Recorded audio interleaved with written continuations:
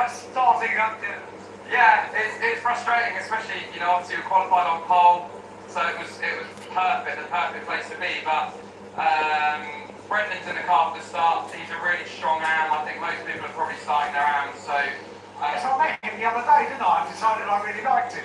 Yeah, he's great. He's great, and he's seriously good.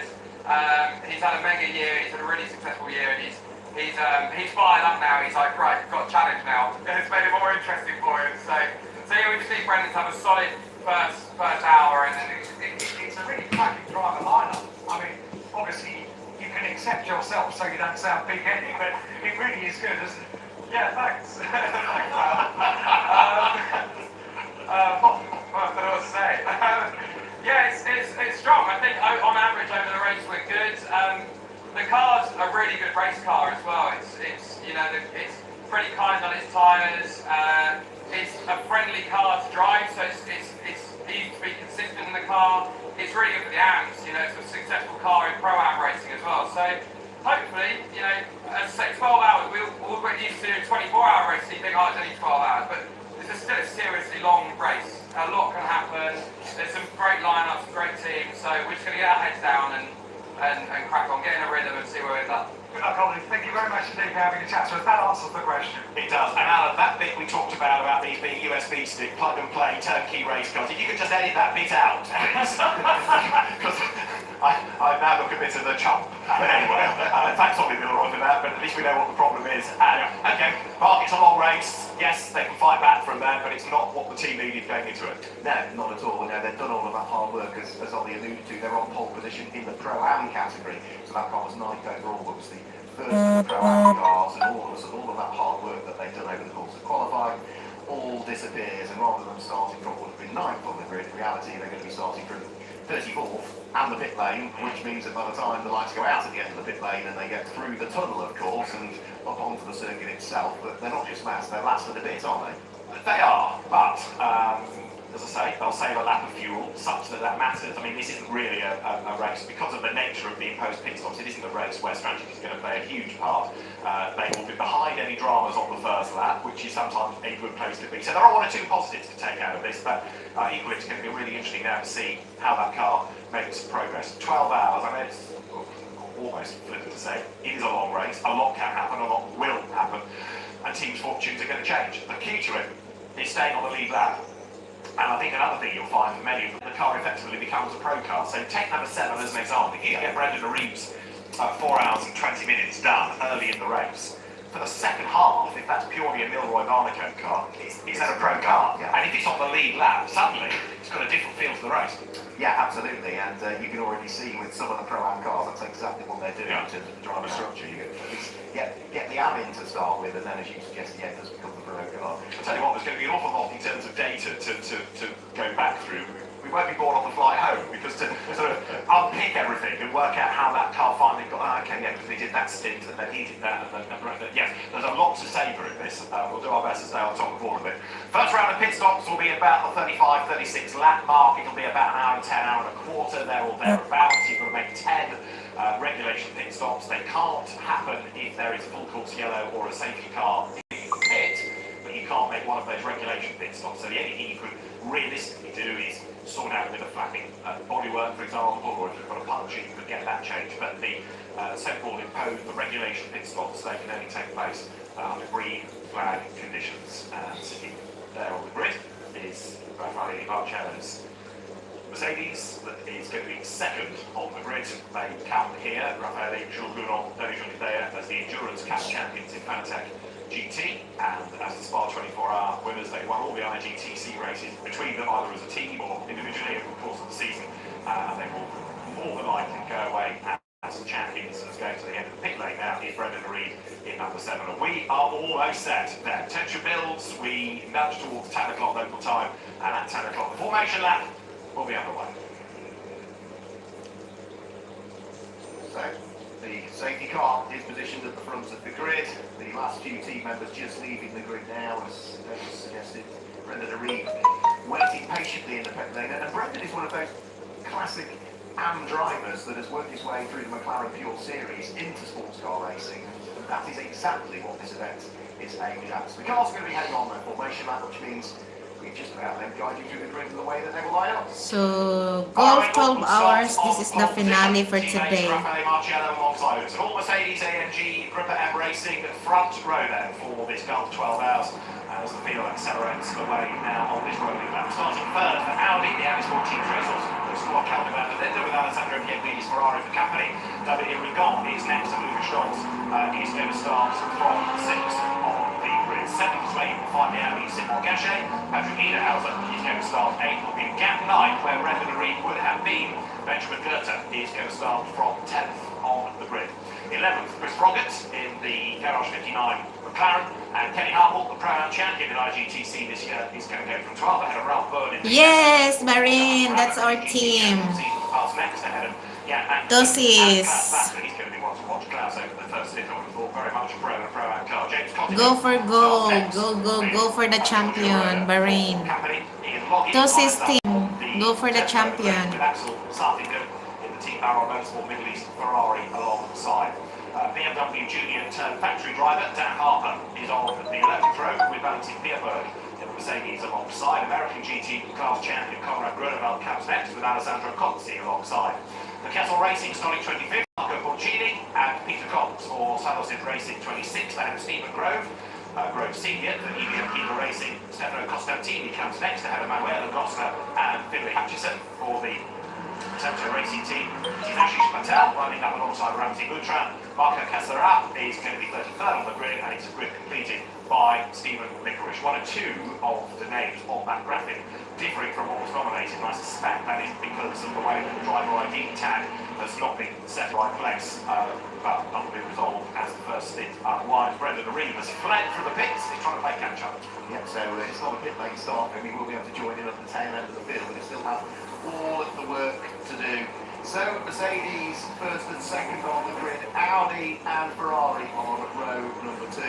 It's a Ferrari and Mercedes on row number 3, and it's an all Audi row number 4. They've had different manufacturers win the last 4 iterations. More races in the Golf 12 Hours have been won by Ferrari than anybody else. They certainly dominated the early years of this event with multiple wins of the likes of AF Corsa and Kessel between 2013 and 2018, but 2018 was the last time that Ferrari won this event, and looking at some the Ferraris that might stand a possible chance, you've got to look towards the 2 AF Corsa cars, identically livered the 70 and the 15 years.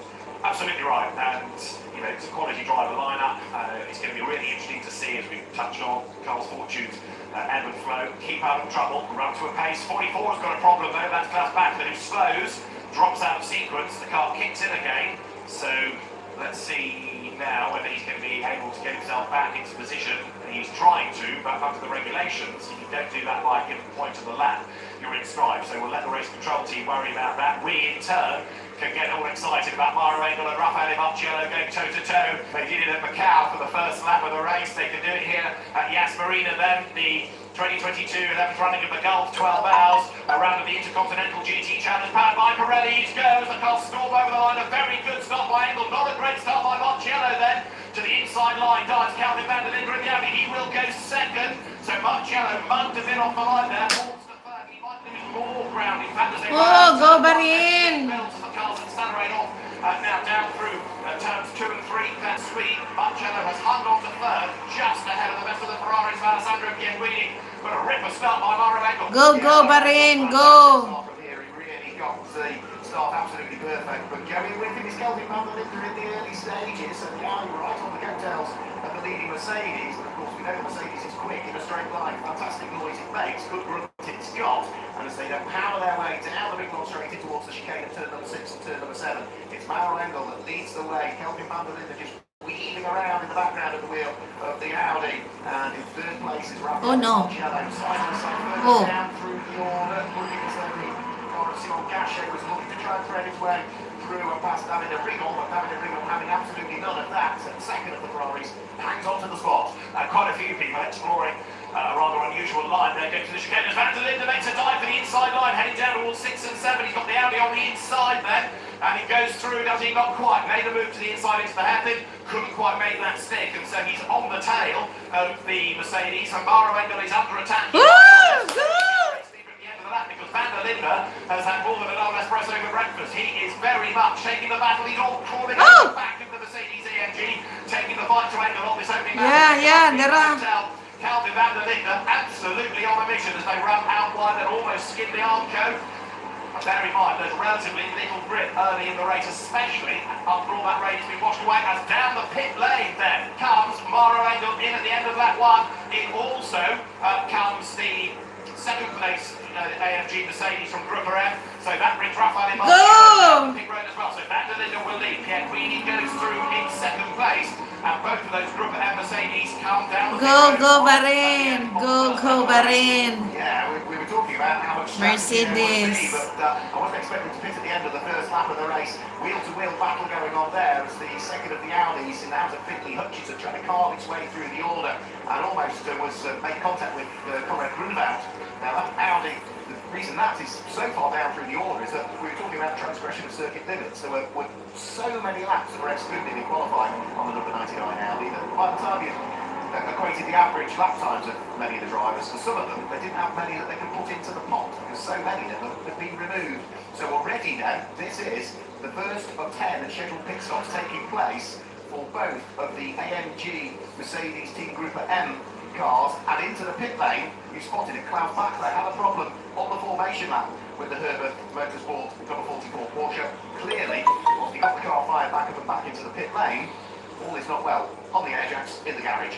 Indeed, and that's a real shame because that car technically has not yet started the race. It came in at the end of the formation lap, not at the end of lap 1. So there, the two Mercedes there getting their first in post-pit stop out of the way, and so straight away there are two races going on. There's the race between the Mercedes and there's the race between everybody else who are a completely different strategy. And up and down the pit lane now, all the other teams scratching their heads thinking, right, what Grupper have thought of that we haven't? How is that going to work in their favour?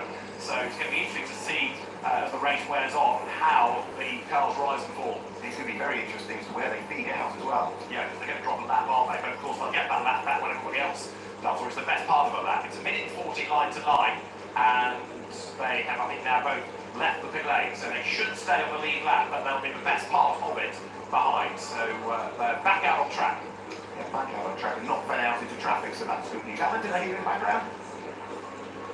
No, so that's the one thing they would have wanted to do, get those cars into the pit lane and get them back out before they went a lap down and make sure that they weren't going to come out into any traffic. So good work done by the team there. Does mean that Kelvin van der Linde leads the way after the first lap of racing, or first couple of laps, by around about 2.5 seconds from Alessandro Pierguidi in the number 71 Ferrari. Is there in second place. Lucas Stoltz is there in third at the wheel of the largely white and black Mercedes. Remember, Lucas Stoltz is the other driver that mathematically could scoop up the Intercontinental GT Championship title, subject where he finishes relative to the rest of the Mercedes group. Oh, Engel. One lap.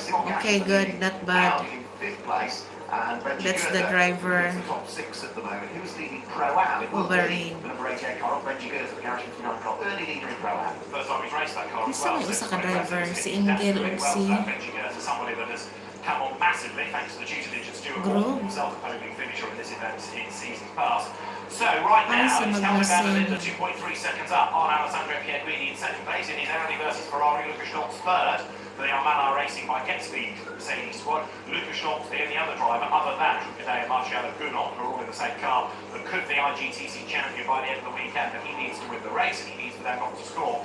Then he would have the same number of points, and on the tie break he would go his way. But it's very much an outside bet. Calvin van der Linde, yeah, looking really racing on that opening lap, taking the battle then as he did to Maro Engel, who goes through now then. Maro Engel is in 32nd place, 33rd is Raffaele Marcello. They're on the lead lap, albeit only just, and now van der Linde makes a pit stop as well. Alan? Yeah, just to let you know, I guess this is part of the regulation, but during the stop they effected an absolutely beautiful tyre stop for the cars, and all the team were congratulating each other because they finished the tyre stop, and then the car was just waiting for the moment at which it could be released from pit lane. So sort of almost a practice pit stop for later on.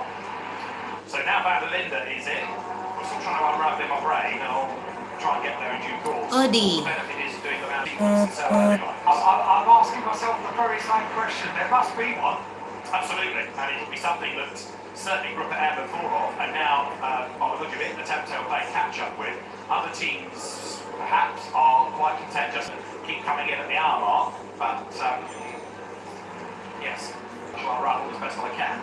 So on track then now is Marina, 32nd, the one that hasn't started. Gosh, can you believe it? You've got 12 hours ahead. Go for the champion, Bahrain. Go for the champion. Between Finley Hutchison and also 61 of Conrad Brunewald has been noted by race control. Marciano is playing catch up, so also is Engels. So we've now got another different leader. It is Alessandro Pietrini for AF Corsa. Ferrari number 71 hits the front. Yeah, and at the moment he is only leading by half a second from Lucas Schultz. Around about, no, sorry, 3 seconds from Lucas Schultz as they came over the start-finish line the last time through. I can only assume the reason that they pitted is because we know we've got the 10 compulsory pit stops that they need to do, but they must be factoring into it what the driving time allocation is, trying to maximise driving times whilst then tailoring and making sure each one of those hits the right point for one of the imposed pit stops, or potentially something like that. They're looking so they can get the two to match all the way through. That's the only thing I could possibly imagine. I need to do a bit of math to see whether that is the case. Good little squabble going on at the moment as Benji Goethe is coming under pressure from Patrick Niederhauser's number 25 Santalon Audi that sits behind. This is going to be the squabble for what is 5th and 6th position overall in the race as things currently stand. Benji Goethe doing a really good job at the wheel of the number 88 Garage 59 McLaren. That's a car that had problems early stages of the weekend, wasn't it? Was it turbo Michael on that car? Master switch on that, it was turbo pipe on the other car, yeah. But then she goes with going nicely.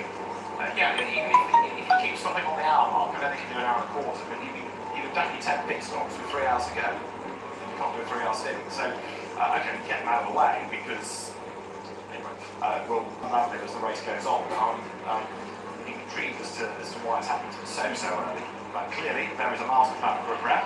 And right now, Alessandro Pietrini leads Lucas Schultz by 1.6 seconds, and that margin just slightly extended last time because it was a quicker lap by 71 Ferrari. This little fight is a good one, as we've been saying, between Benjamin Goethe and Patrick Niederhauser. Benjamin Goethe, who spent all season in an Audi, driving something different and adapting very, very well to this McLaren.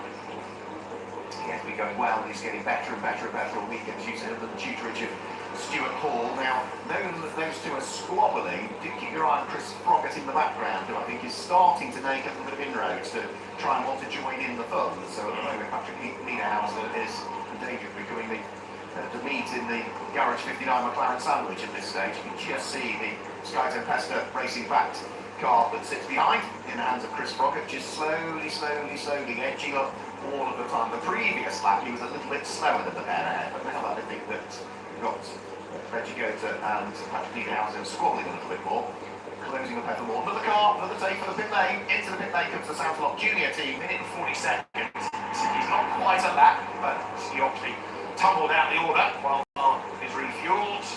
And then it sits there. They don't need to change tyres because they're enough 5 laps worth of use. It's purely to tick off that regulation stop.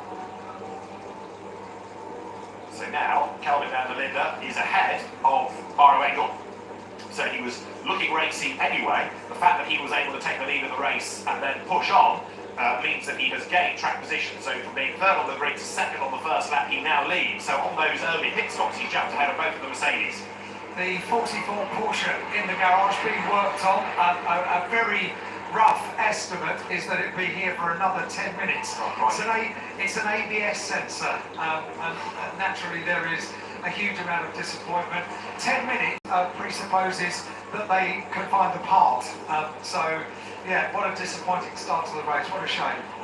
It is, isn't it, as well, for Klaus Battler, who we were expecting to shine, and getting those laps back in this modern age of GT racing is very difficult unless other people have problems. So, yeah, this is going into the race really feeling quite beaten up, isn't it? Because on the next 11 hours and 48 minutes, you know you've got a little chance. Yeah, it must be enormously frustrating. Back out of the pit lane comes Simon Gachet, and his pit stop time was absolutely bang on, as it was for both Bahrain and Raffaele Marcello and Kelvin van der Linde when they all left their pit stops. It's a minimum of 100 seconds from pit in to pit out, and every single one of those has hit the nail squarely on the head. Yeah, we're not going to get to the 10th, but to the 100 seconds it works, as Alessandro Pietrini then comes through, almost able to put a lap on the Audi, but not quite. So this is the first car that's about to drop off the lead lap. Puttingham 1 lap above plus 24.17. Trying to build the lead now. The other teams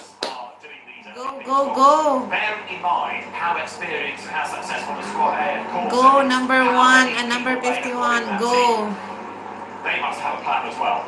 So I'm interested to see now whether the of course, Ferrari runs to the end of a clock hour, or whether they are going to do a relatively early pit stop as well, because all around they've seen what the other rival teams are up to. And now, the one thing that you can absolutely guarantee that Sam won't want is a safety car, isn't it? They'll want to sit Simon Gachet right on the coattails of the race leader and see whether he might be able to grab the lap back and then keep the fingers crossed as a safety car, or they'll just have to wait for the whole process to cycle through in another 60 minutes time maybe, when they know full well that if Alessandro Piaguini stays out, and that's the page that put the air course on, that one car will eventually have to come in to the pit lane. So Piaguini leads the way. Lucas Schultz in the number 77 Mercedes sitting about 2 seconds behind at the moment in second position. The two of them lapping within a few thousandths of a second of each other last time through, so the gap isn't changing a great deal from race leading Ferrari to second place Mercedes. Davide Rigon, who has been more than successful at this event in the past, when I say more than successful, 4 times former winner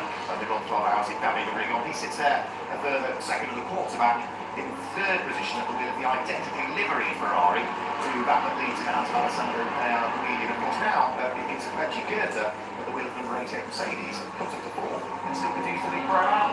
Yeah, McLaren, and there's also day getting worse for Inception, because the meatball flag, the black and orange mechanical warning flag, is now being shown for Brendan Reed. That car, after its earlier travails, has got itself up into 17th place, but there is something mechanical that the scrutineers are happy with, so 7 is going to be brought back into the pit lane. When it's not your day, it's not your day, and just like Herbert is its life, maybe this is going to be one of those tough races likewise for Inception. The car comes down the pit lane, and from where we are based, pitted, we can peer down in the garage, and there in replay is the Inception McLaren. There's nothing loose that you can see at the back. Is there anything leaking out of it? Not that I can see, but there is something that the scrutineers are happy with. Alan, yeah. So, refueling at the moment, that's now complete. They pull off a bit of bodywork on the right rear of the car. Okay. And I think that's all they're doing. So, it is just a small piece of bodywork right at the very back, just over the right rear wheel. That's done. They're not doing anything else. Okay, but by the look of it, they're going to treat this as one of the imposed pit stops. If you've got an unscheduled stop, make the best out of it. So take this as one of those a minute 40-second regulation pit stops, and it'll drop a lap, but at least they've got one of the 10 ticks off. Yeah, it does make you wonder whether that, when they, of course, we've heard from Ollie Milroy, they had to take the floor off the car to sort the centre out, as to whether when it's gone back on, it's just very slightly misaligned, and is that what caused it? But that is, that's already a tough day for Inception Racing. So they will have to drive ever more flat out. As you say, you try and minimise the impact of this, as you suggest. Take that one off as one of your imposed pit stops, and therefore hopefully it puts you not as much on the back foot as otherwise they might have been. So the clock is ticked away. That car now working its way back out onto the circuit, into the pit lane now. Comes from the lead of the race, Alessandro Piaguini. So AF Corsa are in the same chapter, not necessarily on the same page and everything else, but another early pit stop, and for another race leader, the 71 Ferrari is in, which now means we've got another car that's leading the race. It's another 77 Mercedes in the hands of Lucas Schultz, please. And also Calvin van der Linde lapping quicker than the leading Ferrari was before it pitted. He was doing 152s, whereas because Piaguini was catching traffic, he was at the 153. So net, it's his advantage, and with Calvin van der Linde being able to lap quicker until he gets up to the traffic. There is the first of the 10 regulation pit stops then being served by the Ferrari. Alessandro Piaguini will stay behind the wheel, and Schultz then is the race leader. So this gives back Simon Gachet his lap. Sam's for the moment, because the way that Schultz is going, unless he pits as well, then he might get past Gachet. Next question is whether Davide Rigon, in the now second place Ferrari, is also going to mirror the 71 entry and come in at the end of the next lap. Were you expecting as many early pit stops? No, I was absolutely not, no. No teams I've spoken to, but maybe this was all part of their game plan. They were all talking about doing 35 laps or so, going up to an hour and a quarter. But getting the first one out of the way like this, and then having a totally different run towards the end, is certainly not what I was anticipating, and not what teams were hinting at. it wasn't what I was anticipating either. It's totally destroyed my own strategy of a little sit down and then a few pit stops on the hour and then so that's all out of the window now. Yes, Alan's napagy, his strategy for naps, has gone out of the window. He's going to be busy now. Very disappointing. There's another one down the pit lane, it's 77 Lucas Stoltz. So that was our next leader, and in he comes. And also in is Patrick Niederhauser for Sansalot. So 9 laps completed, and 2 more out of that leading group come down the pit lane. Which means we've got another new race leader. David Rigon, 4-time former winner of this race, picks up the lead at wheel of the number 50 Ferrari and is leading by what should be around about 4 seconds, I would have thought. So from the car that moves up to second and still continues to lead Pro-Am at this stage, the early stage of the race, which is the number 88 McLaren in the hands of Benjamin Goethe. Leading the AM category, which we haven't mentioned as yet, I'm well aware, but leading AM at the moment is going to be the number 61 AF Course Ferrari in the hands of Conrad Grunfeld. That is now circulating in, 12th position last time it came over the start finish line, but pick up an extra couple of places as we talk to the pit stoppers. And leading the cup class for the Porsche 992s is going to be Ramsey Moutram at the wheel of 1 of 2, dual racing by Toro Verde cars. It's the number 95 Porsche that leads the cup class. Simon Gachet's last lap was 153.9, David Rigon are 153.6. So in real terms, unless he pits, David Rigon should be able to put himself a lap up on that Audi. That said, to the eye this time, that gap is stretched as Gachet starts to turn up the wing, but if it's on sequence with everybody else in this leading group from the Pro class, then number 50 Ferrari and David Rigon should be in at the end of the lap. That's Patrick Niederhauser's car good to go for Sebastian Chapin's Sansalot team. Out he goes, and that means that Lucas Stoltz stays ahead and keeps track position ahead of Patrick Niederhauser. All of this is helping promote Chris Froggen, having a really good run in the Sky Liveried Garage 59 McLaren after a torrid Mercedes AMG season. This will be absolutely great feeling, I'm sure, for all involved in that Sky squad. It's been going so nicely. Talking about the cup class, well, there is one of the Porsches, number 49, and it's turning itself out of the hairpin. The race event car, Marco Cassarat, that will be. That car's running third in the cup class at the moment. The race event Porsche just working his way down the big long straight that will bring in towards the braking area for turn 6 and turn number 7, which is the left and the right flick at the chicane, and then as soon as you come out of that chicane, the speed builds again, you flat out through turn number 8 and down the second long large straight in towards what's the re-profile, turn number 9 now, re-profile 24 months ago there or thereabouts. Out at pit lane, good to see that Klaus Bachler is back out on circuit at the motorsport, having done the job with that ABS centre. ABS centre is described by Alan Hyde, so whilst it may only now in reality be starting the race, David, it's 10 laps down, but at least it's out there. Absolutely, and if others have problems, and we are now seeing that people early in the race can have problems, then can buy back some of that lost time. So Lucas Stoltz has rejoined, as we saw, a minute 41 for the pit stop, so a fraction of time lost, and David Rigon stayed out, and he leads the way then by 5.6 seconds from Benjamin Goethe. But the next Pro car is fourth overall, and it's now become Jan Magnusson's, and of course Ferrari, number 43, which is 16 seconds back. So right now, David Rigon is being able to build an advantage on the track over his pursuers.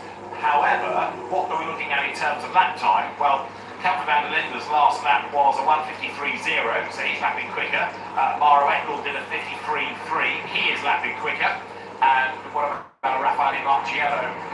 That time, last lap through a 53.8, so slightly down. But David Rigon is in real terms being caught slightly by those that have already made a pit stop. Yeah, not by much, but what he will want to do is just make sure that he tries to not lose too much time through the traffic that he's now meeting as well, and that is another aspect of the strategy that needs to play out as well. He's certainly being held up here while he tries to work his way past the cup class Porsche. But he's put that lap on Gachet, hasn't he, for Sansalot? So Simon Gachet has dropped off the lead lap temporarily and needs to fight back here. He's, I think, hoping that Ferrari pins because he's not going to get the lap back seemingly on pure pace. But right now, they of course seem quite content to keep Rigon out on track. Do you think there might be the possibility they've split the strategy on the two Pro cars? It's certainly possible. Yeah, cover all bases. It's certainly possible. Yeah, because I would have thought if they brought one in, they would have done the next one on the next lap. Yeah. However, that said, the way that the teams are treating this first stint, some in the end of lap 1, some lap 3, some lap 5, some lap 8, you know, yes, they're early, but they're not all at the same point as I say, they're in the same chapter, but they're not on the same page. Exactly right. Yeah. So it is, perfectly possible that they split them, hedge their bets on the strategy, take the more conventional. Hoy, shout out na ko kung igagaw si Santi Saison. Yahay kay nanagid sa grandstand nagtanaw. Live. As in live. Shout out dong. Enjoy sa watching.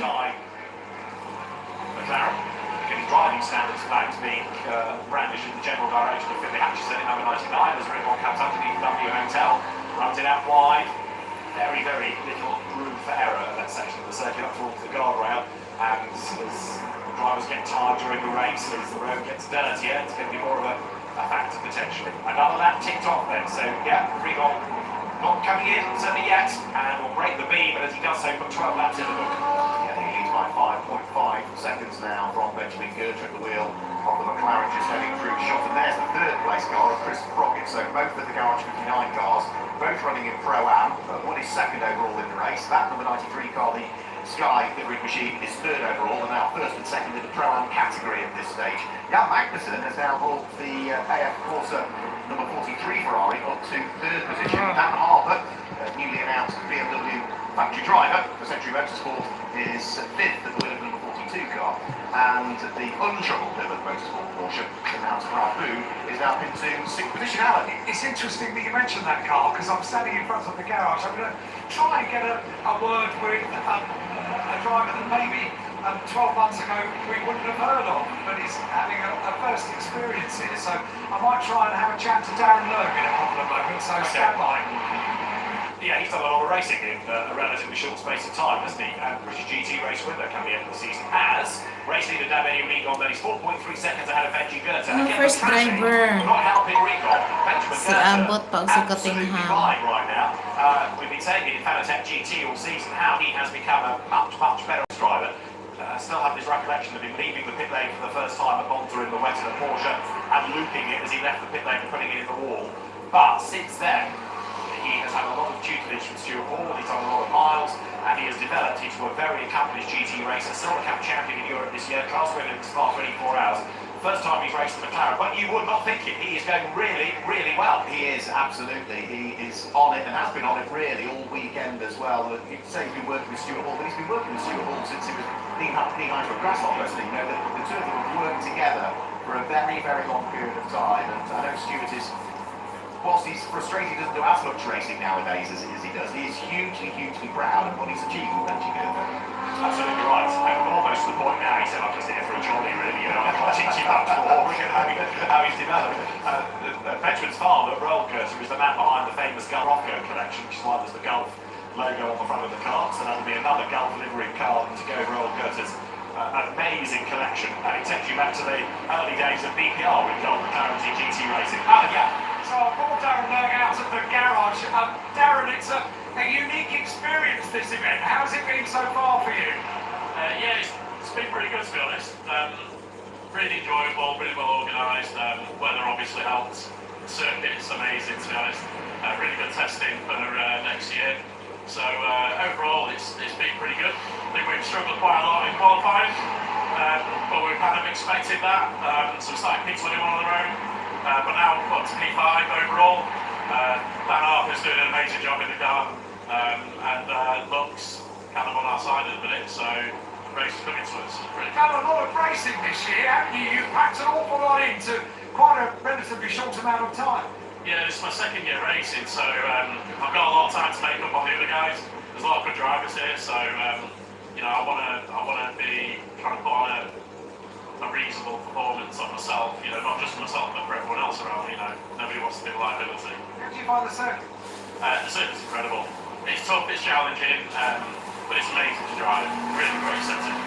The other thing that you've discovered is you've seen the difficulties of the logistics of flyaway races, haven't you, over the last few days? Yeah, so our container had a week to go 600 miles from Kuwait to here, and it never made it. So we're currently, as you can see, we're in the garage with, you know, tools out of a van sort of thing. I think a lot of the other teams have just been incredible with helping us out and stuff. Just want to. I've seen some of the offers of help and support. That's pretty incredible, isn't it? Yeah, I think it's something that's pretty unique to racing as well. So yeah, big thanks to all the teams that helped us. I saw the team on the messaging board sort of putting out a request that within moments they were getting replies. Yeah, come to garage, whatever. Yeah, absolutely. Yeah, I think the team themselves have just done an incredible job. They've been working tirelessly day and night. You know, the car's out there right now. We've not missed a single bit of any practice, quality, and we're now 16 places up in the race. So yeah, you just can't win the community. So the job that those guys have done is phenomenal. Thanks so much, Darren. Great to have a chat to you, and good luck for the race. Thank you very much indeed. It's just nice, before drivers get weary as the race goes on, to get a thought of going into this race, if you like. Only 2 years of racing for Darren Lowe. It feels much more than that. It does, yeah. Amazing.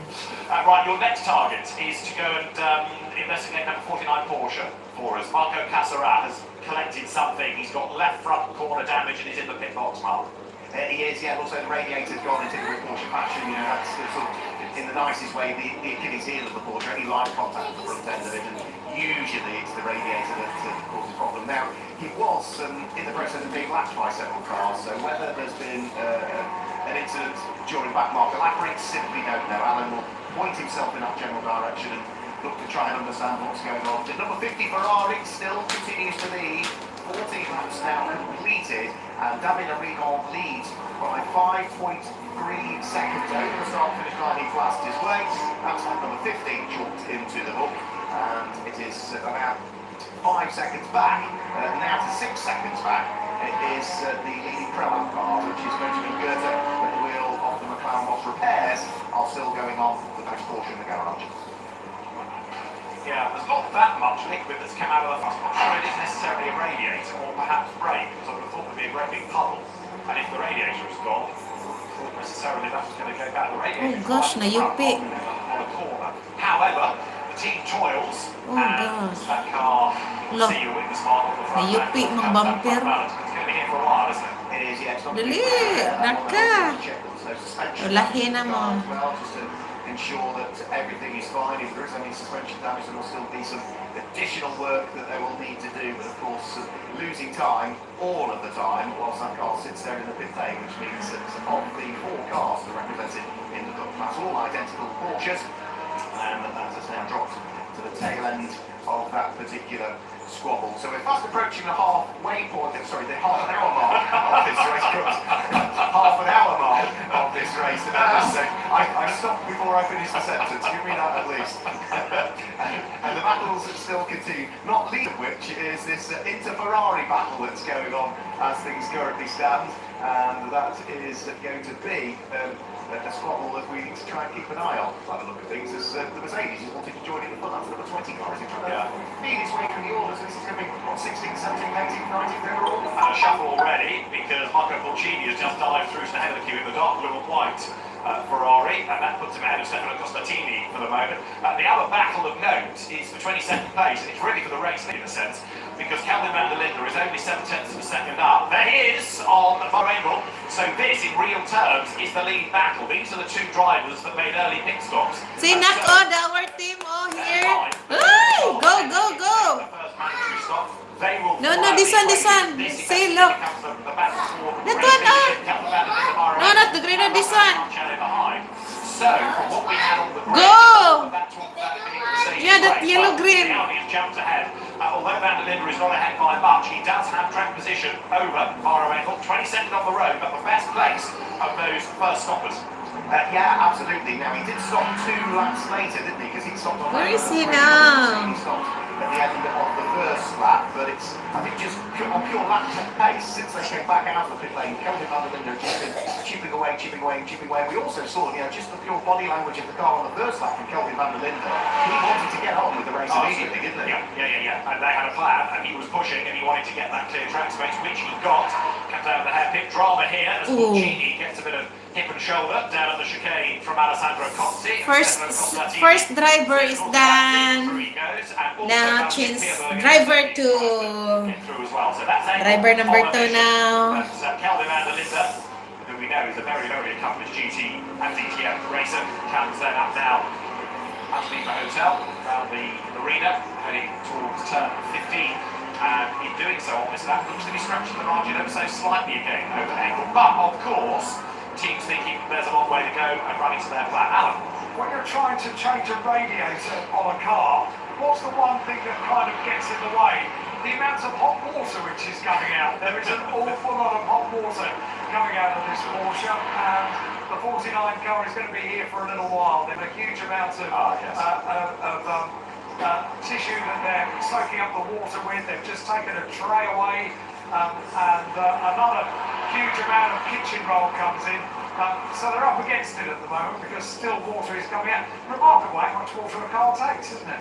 On the plus side, they can have a brew. Well, it was steaming hot water when it came out. Yeah, very nice. Don't waste it. Yeah.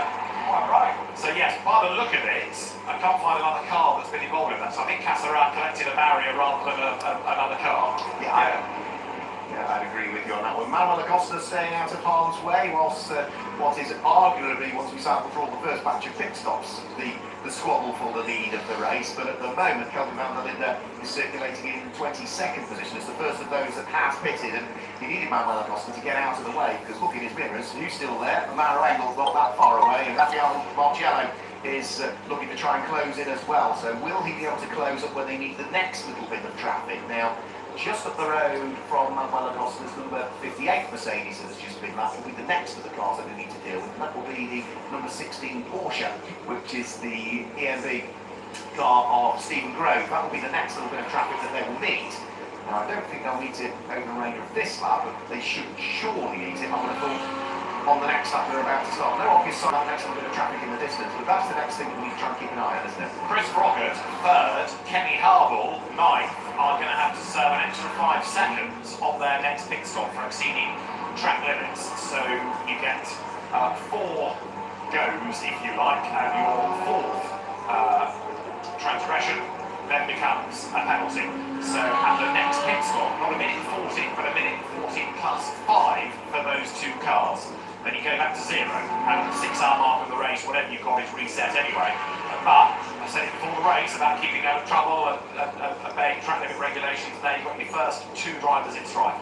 So is that, the 4th becomes 5 seconds, then the slate's quite clean until you get another 4 wrapped up again? Yes, you go through the 4. Now, if it's your 2nd 4th or your 3rd 4th, it's up to the discretion of the stewards when they say, okay, you've now done this. Kita musaka na si Abot. Ay, silang Cottingham. That's up to them. But your 4th transgression is the one that gets the penalty, and that's a 5-second penalty at the discretion of the stewards. It's equal to the first 2 up around at least, it'll be just a 5-second. On your next minute, you don't keep heeding the warnings, and for obvious reasons, the stewards get a little bit disgruntled with the fact that you are just starting to get the nick in reality. When they can no longer find their rag because they have lost it, then it might get more severe. 5 seconds. And as I say, at the 6-hour mark, whatever you've got is wiped clean anyway. You start again. And it's the car on the drive as well. So, battle is on as Maro Engel starts to come back and Kelvin van der Linde, who last time did a 1:53.6, which was the first lap in many, but he was a fraction slower than Davide Rino. Part of that is because he's having to put that out the run by Arkin. Go for the champion again, Bahrain. Whereas in contrast, Raffaele Marciello, who didn't really make a great start, almost now in hindsight that we know they were coming in at the end of the opening lap, it almost looked as though he was just bring home the champion. I don't have to get my elbows out of battle, but he's not coming back at these 2 yet. That was a long way to go. Over the line goes van der Linde. Over the line goes Engel, and the margin between those 2 is now 7/10 of a second. They have just put a lap on the Australian driver Stephen Grove, and Raffaele Marciello does likewise, coming out of turn 1 through turn 2 now. Raffaele Marciello has gained, hasn't he, through that little bit of traffic. So the gap relative to the 2 that he's been hunting down has certainly come down. Then Kelvin van der Linde that time through was a 1:53.9. Maro Engel was 1:54.0, and Raffaele Marciello was a 1:53.6, so he was 0.4 of a second quicker than Maro Engel. He was 0.3 of a second quicker than the Audi announcer Kelvin van der Linde. So the traffic played into the hands of Raffaele Marciello at the wheel of number 89 Mercedes that time through. So there are the 3 cars all now fully in shot. He has been creeping up all of the time, hasn't he? And I saw that on the previous lap breaking down there, a bit of fluid coming from the front nose of the number 98 car. Did you see that there? Well, I didn't see the fluid, but I saw the wipers on the 98, which was interesting. Just had a little wipe. So, let's have a look. When the car brakes heavily, from the vent just midway through the bonnet, there's certainly some fluid that's coming out. There you go. Yeah, okay. And the wiper is on to wipe away that fluid. So Maro Engel, What car is this? Maro Engel, Is it? 98, Right, yeah. okay. So he's got the wipers on intermittent, but as Mark's suggesting, it looks like there might be some liquid coming out of the bonnet, and it's his own liquid rather than sprinkles of rain, therefore, that he's wiping off the screen. Now that's not in the plan either, is There it? we go. I think we're going to get a replay as soon as he hits the brakes. Heavy braking. Oh gosh, yeah, like a kettle brew. Yeah. The vent in End the of the spot, bonnet. absolutely. Well, I guess it can't run forever like that. It's presumably going to be imminently coming into pit lane. It's in this time. He's Right, in. okay. So this is a problem. This is an unchangeable stop now. So Maro Engel, he caught us out at the end of lap 1, but now at the end of lap number 19, back down pit lane, and this is a bit more serious this time. Absolutely. They'll have to deal with this. Now, they may choose, David, if they muck up the strategy potentially again, they could tick it off as another one of the pit stops and just utilise it that way, but it's not going to be a short repair, I would have thought. They're going to have to investigate it to start with, and then I suspect there'll be various bits of bodywork coming off that car to try and understand exactly what is going on in reality. This is another good squabble, and this is all cars that have pitted again, isn't it? This is Alessandro Pierre Guidi with Patrick Niederhauser trying to get up the inside of Lucas Storch, heading in towards what will be turn number 9, and it looks as though the Audi's made it through. Sorry, not turn number 9, turn number 5. And Stoltz couldn't find a way by. Niederhauser then stuck on the back of Pierre Guidi, and there is Maro Engel's Mercedes in. Well, yeah, they're doing the imposed pit stop part, the fuel, tyres, so that's all done, and then they'll worry about the mechanical process. Niederhauser goes to the outside line, they're down towards 6 and 7 into the chicane, couldn't find a way through. He's got to be mindful not to let Stoltz have a go as he almost goes around the outside, puts himself on the wrong line. Here comes the Mercedes, then all that grunt coming out of the chicane puts Lucas Stoltz level with Patrick Niederhauser. So the centre look out on the inside line down towards the hairpin, but even before the corner, Stoltz has done it. Again, that's pure grunt coming out of the corner. Niederhauser is going to have to be brave on the brakes, but Stoltz covers off that line. Alan. Tyres changed on the 98 Mercedes, and little dollies going underneath. It's dropped down onto the dollies. They managed to swing it round back into the garage. It's going to go. This is absolutely not in the plan. Absolutely correct, it is not. And after all of the effort now, I was just wondering whether anything mechanical that's going on in that car is a legacy of the accident on Thursday. Maybe that's being unfair to Lucas Auer, who was behind the wheel, and to the team, but furrowed brows, and this is happening within the first hour of 12. So, okay, in a sense, they could bounce back, but they're hemorrhaging time, and with this entry, you can't afford to lose any time at all.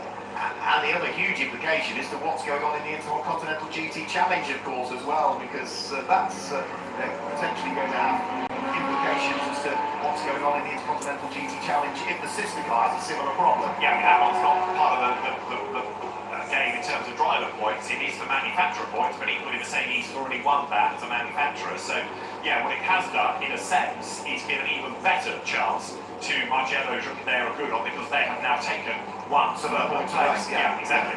So that moves them further up the order. Yes, the Attempto Audi that they're squabbling with is another IGTC registered car, but it's not an opponent, and they are staying ahead of their opponents, Lucas Stoltz. And they're still in the box seat, those three, as the Mercedes then, with potentially a radiator drama, is being attended to, but it's going to lose one lap, maybe more. This is going to be the really interesting part. Now, poor Maro Engel, after a impressive first stint and a great effort by the team to get the car on track, and they are now fighting this rear guard action. And particularly with what the troubles that car had in terms of qualifying as well, where Maro Engel got a lap in which wasn't allowed. He was then on a flying lap and it got red flagged, and then had to really press on longer in that qualifying session than he would have wanted.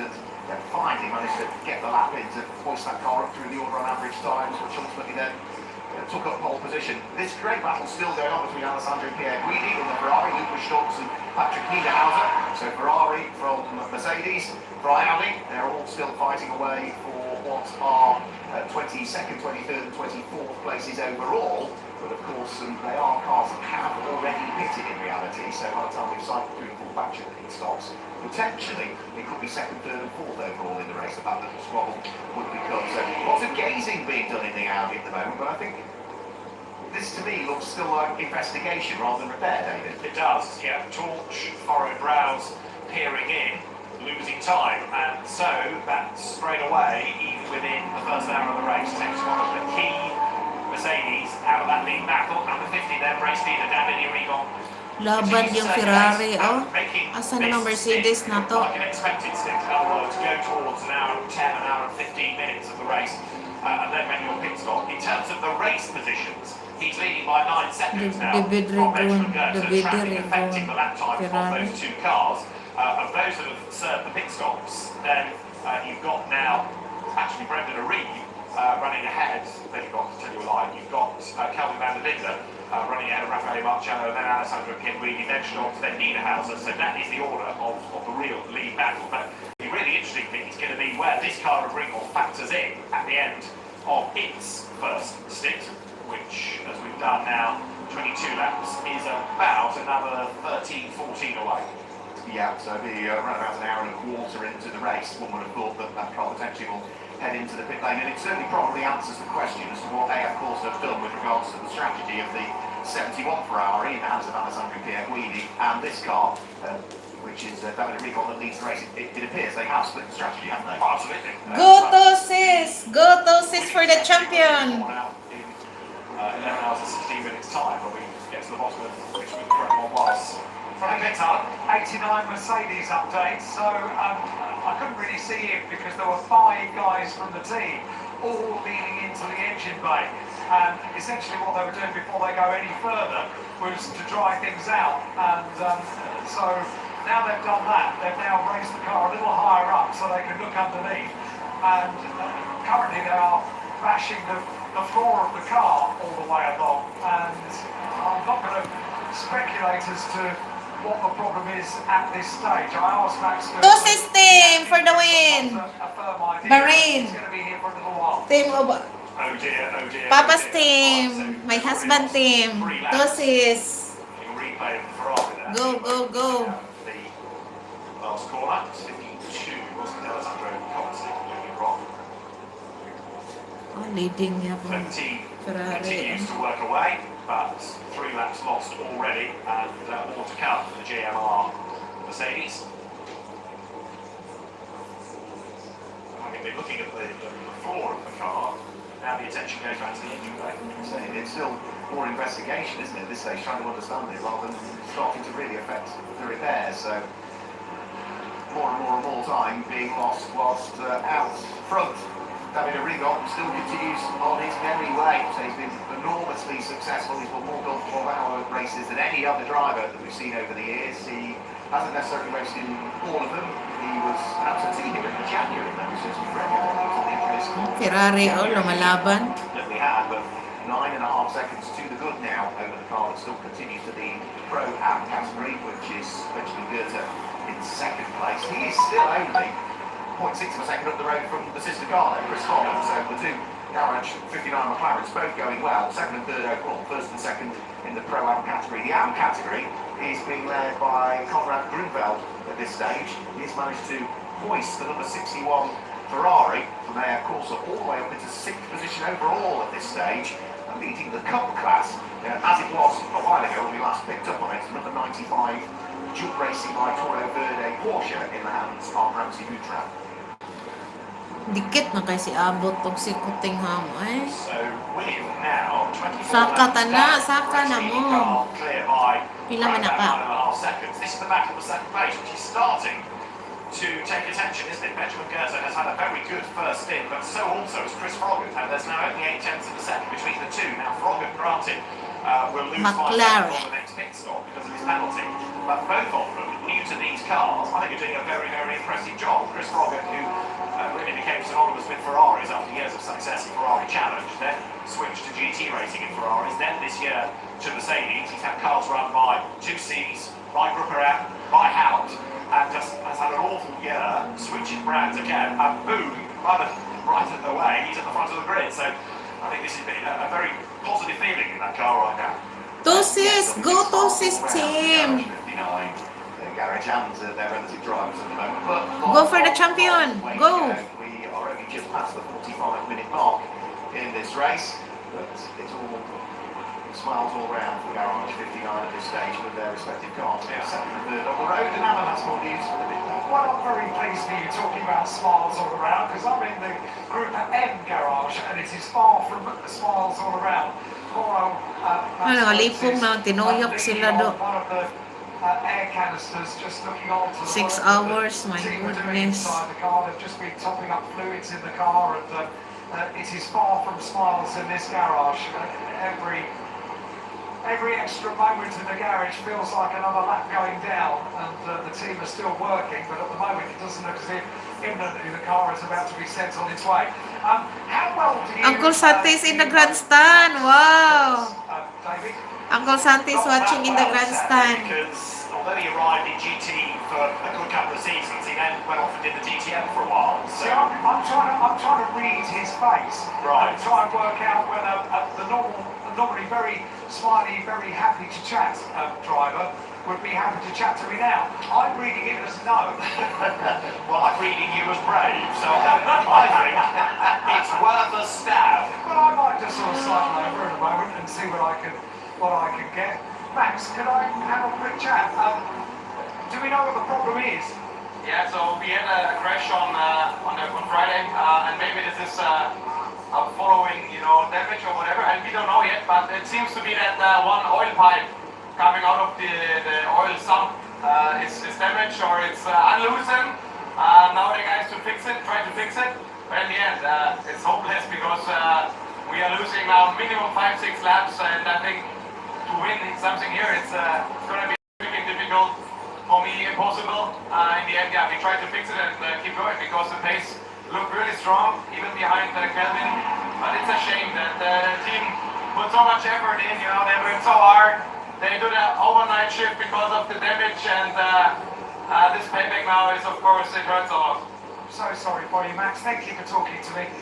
So there's an answer. He is a very nice person and was quite happy to have a chat. And the other answer is we were right, it is a legacy of the Lucas Hour accident, but yeah, massive disappointment. And he's absolutely right. I mean, that car now, with still 11 hours and 10 minutes to go, is way out of it. It's out of the reckoning, isn't it? Yeah, absolutely out of the reckoning. Whilst we were hearing from Maxi Gerst, Local also saw that stores. Lucas Schultz was finally able to Mercedes, unlock the door on the Catalog Audi, and Patrick Niederhauser, so through goes the 77, gains the place over the Audi, which of course are running on the same strategy in terms of when they opted to... Uy, asa ng tosis, oy! Time now through the traffic as well is the number 71 Ferrari of Alessandro Pierguidi, who seems to have dropped back a little bit from the rest. Is that having a read on us now coming up to back? Let's just have a quick look. Difficult to tell there, because those Ferraris, I've looked at every single angle of those Ferraris, and they are impossible to tell apart. It is having a read on us coming up to lap them. Yes, I thought it might possibly be. So that's why Patrick Niederhauser and Lucas Schultz will want to crack on. They've got the race-leading car coming up behind them. Team manager, car number 55, needs to go and check to the stewards. We're starting to rack up again the circuit limits warnings, and it will be the Stefano Constantini Ferrari this time that's attracting the attention of the officials. And also 75 again coming up. So he's yet to service first. There could be a second penalty in the system even before he takes the first one, if you follow me. The battle between Lucas Schultz and Patrick Niederhauser here is for 20th place. Schultz staying ahead, but Patrick Niederhauser wants that place back. Remember, he lost it out of the chicane when his zealous to get past the Ferrari went against him, and he comes down to the hairpin now on that fast back part of the circuit down at turn 9. So you've had the first element of the lap, which is fast, it's relatively flowing, bar that chicane. From here on in, it's still quick, but it becomes a lot tighter, especially around the back of the Marina and underneath the hotel. Lucas Schultz then hands on position now. We are coming up towards the end of the first hour, but for these cars, they carry on for a little bit longer because they pitted so early, they overgo that little bit longer. Whereas the lead car, number 50, is due in around about 9 laps' time.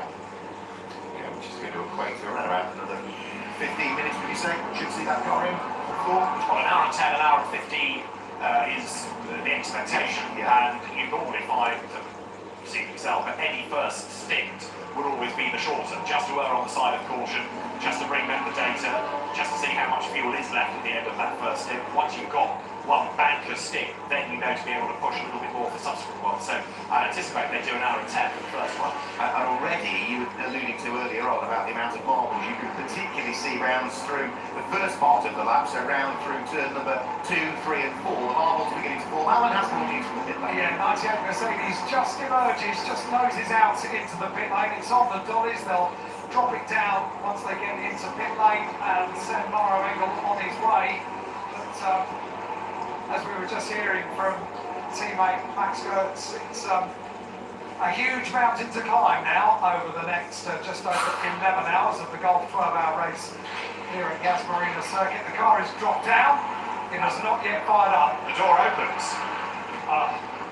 And out gets. Mauro Engel. Yes. So Lucas Hauer about to get in. He takes with him, he's more diminutive than Change driver.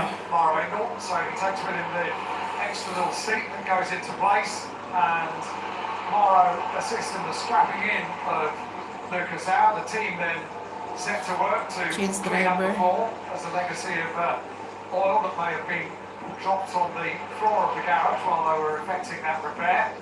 But yeah, the 98 car is ready to go, and I fancy that's going to be the first of our driver changes, isn't it?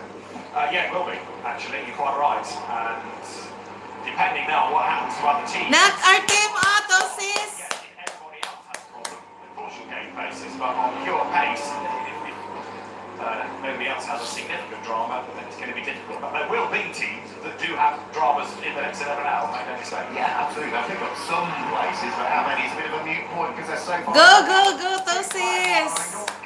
This one.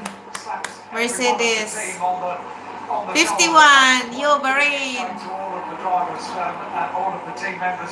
Oh. To Max Gertz, Ako ay nag-overtake to man. the driver who is now standing by, he being the next driver in the car. But yeah, nice stuff from Marina. He realises how much work has gone into this car. And just to make the point, Alan, they've lost 15 minutes in that. So, you know, it could have been worse, but 15 minutes, that is a lot of time. It is a lot of time. I shall try and read the room, so to speak, and see if I'm going to get a word with Mauro Engel. I'm pretty sure I might be able to do that. If anybody can. Thank you. I mean, in fairness, his day started badly because he was late for breakfast, wasn't he? Yes, he was. Missed that Ferrari. one by 5 minutes.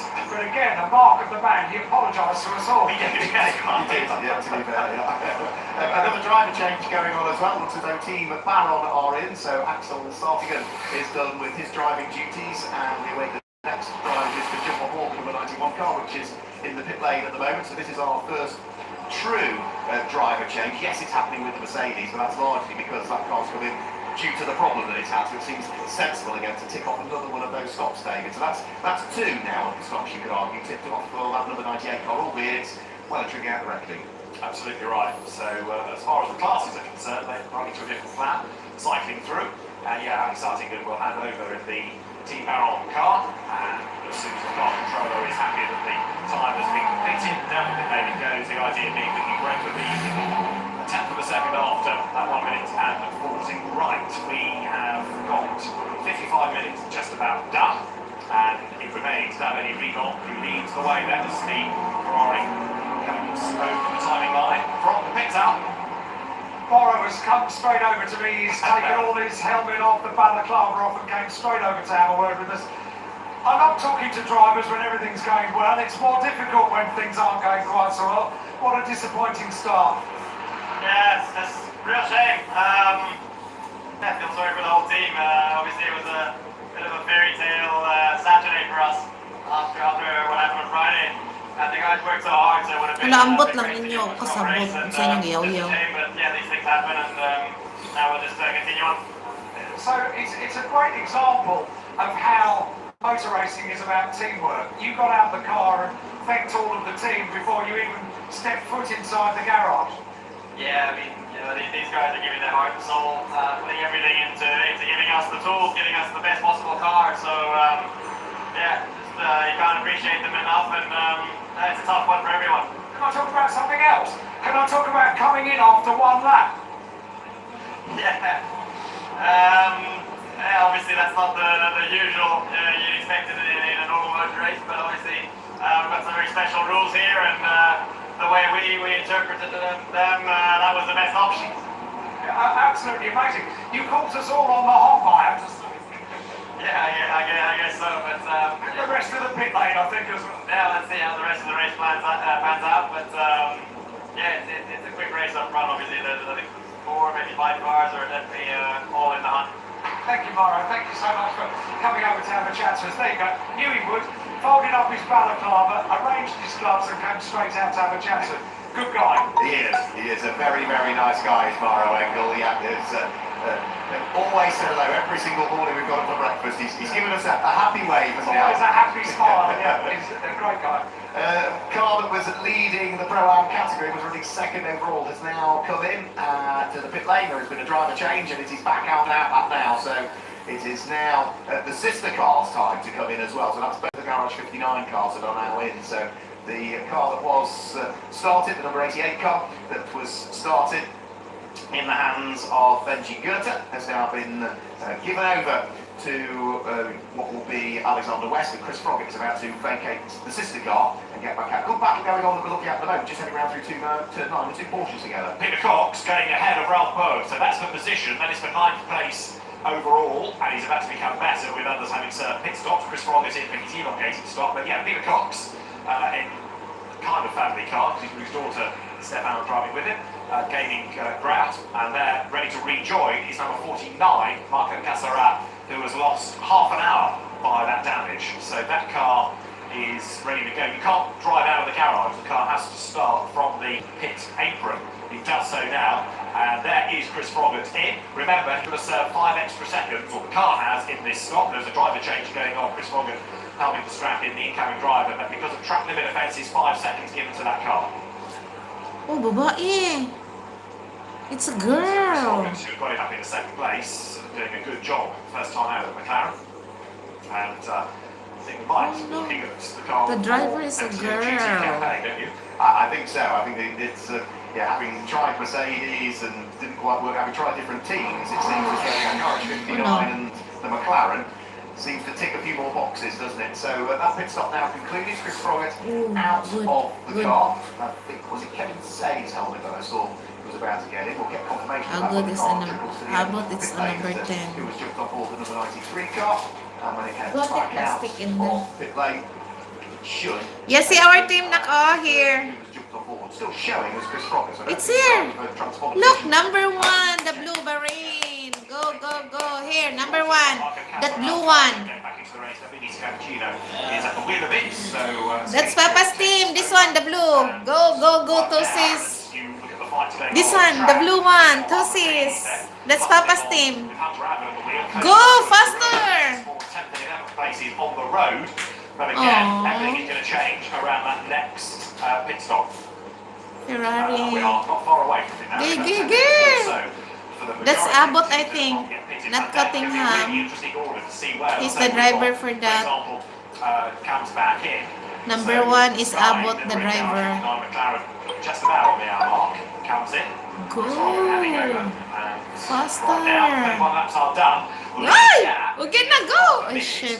But again, Sorry. we'll come back to this question about the lap times of Someone number 51. Up into 13th place overall. He's still lapping quicker than is Davide Regal. So for my money, it's going to be Van der Linde ahead once number 50 Ferrari is See, look, this is Papa's team. Wait, Yeah, where are they? looking at the relative lap times, Colton Van Linder has continually been hustling the number 66 Audi that little bit quicker. Not by much, but just by a tenth, a couple of tenths. Every single lap, Colton Van Linder has been quicker than the Ferrari. Now, remember, Colton Papa Van is so Linder busy was now. the first, I think, but he pitted on lap number 3. It was, Yeah. of course, a little bit later when we saw then more cars coming. Davide Regal still has yet to conduct that pit stop, so by the time he is in and back out, not be any shorter than 1 minute and 40 seconds in the pit lane, otherwise penalties will apply. But yeah, I absolutely... Here, Papa, here. Yeah, that's Papa. Papa. Papa is there. See, look, oh, they're running. No, this is the driver. Oh, they're changing now. They're changing the driver. I think that's Sheikh Isa. See, that's Papa's team. Go, go, go. Number 1. See, look, Papa is there. So, look, standing. He is now playing catch up. Papa is there beside the... He put the, what is that? He put the gasoline. Yeah. Yeah, he put the gasoline a while ago. Yeah, that's our team. Tosis team. That's our team.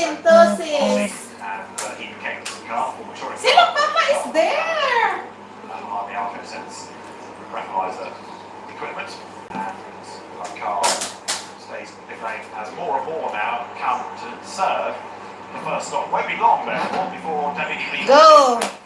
God bless you. Bring home with the champion. Number 1 Mercedes. Number 1 is the one with the pink mouth. 51 is the one with the yellow mouth. That's our team. Marine team to sis. That one. Bahrain. Out of the pit lane goes Martin Kodric, who is now on board the He's here now. Mercedes. Remember Martin Kodric, 2 times back-to-back winner of the Gulf 12 Hours. The last edition that was here at Marina in January, the edition prior to that took place as the run-off race that we had for the Gulf 12 Hours Bahrain. So Martin Kodric absolutely is ticking plenty of boxes, isn't he, in terms of pace, huge amounts of experience as well, and partnered up again, of course, with Ismail Khalifa, who again, double race. Yeah, Sheikh Khalifa is the driver. That's Papa's boss. From the media delegate are Philip Iguana's fascinating facts. Philippa's fascinating fact number 1 is that we've now had 1,000 laps completed if you add everybody's cars together. So we've got to 1,000 laps, more of Philippa's fascinating facts to come over the course of the race, but that is the first one. Down the pit lane, there is Ferrari, Regon is in, and that is at the end of lap number 33, so slightly earlier than anticipated, but I come back to the point I've been making that you will always do a slightly shorter first stint just to get the data. So 33 laps done then by car number 50, David Regon in. Also in is number 92.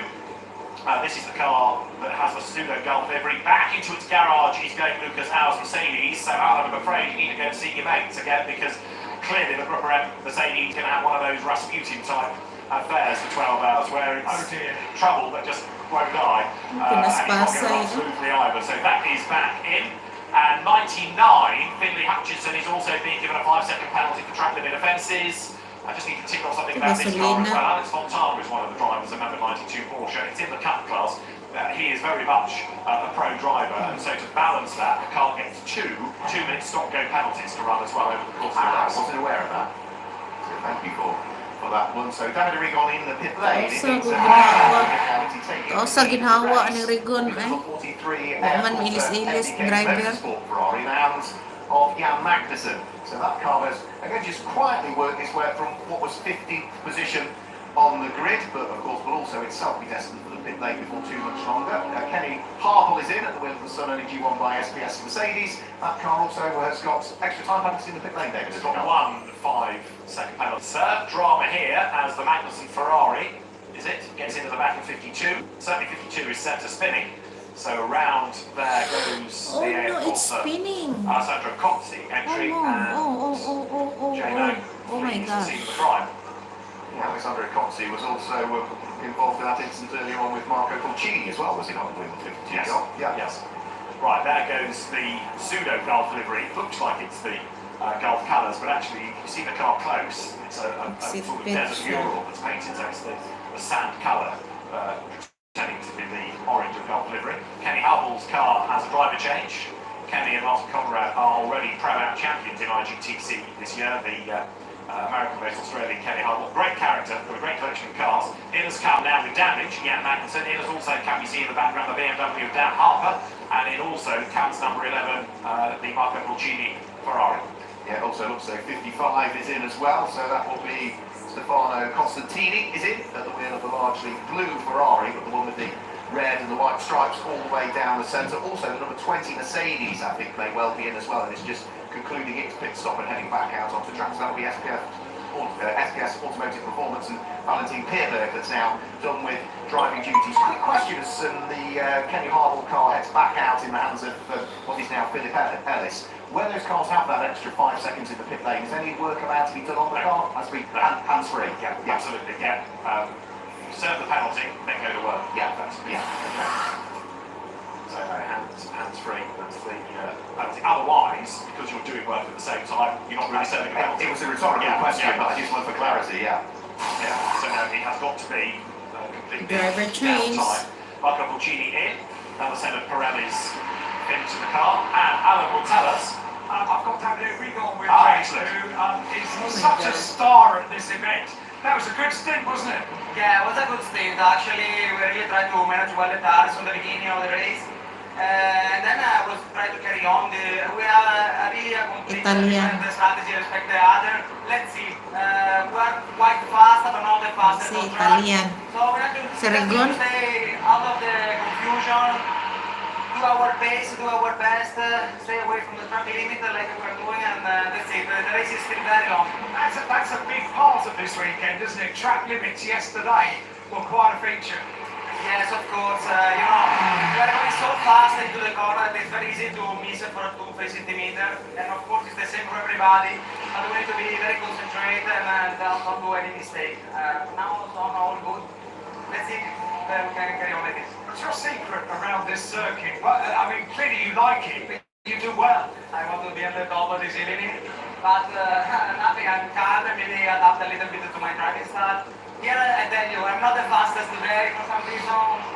We are giving everything with our Ferrari, but maybe Mercedes and Audi looks a little bit faster, but we will do our best and we hope to be there again.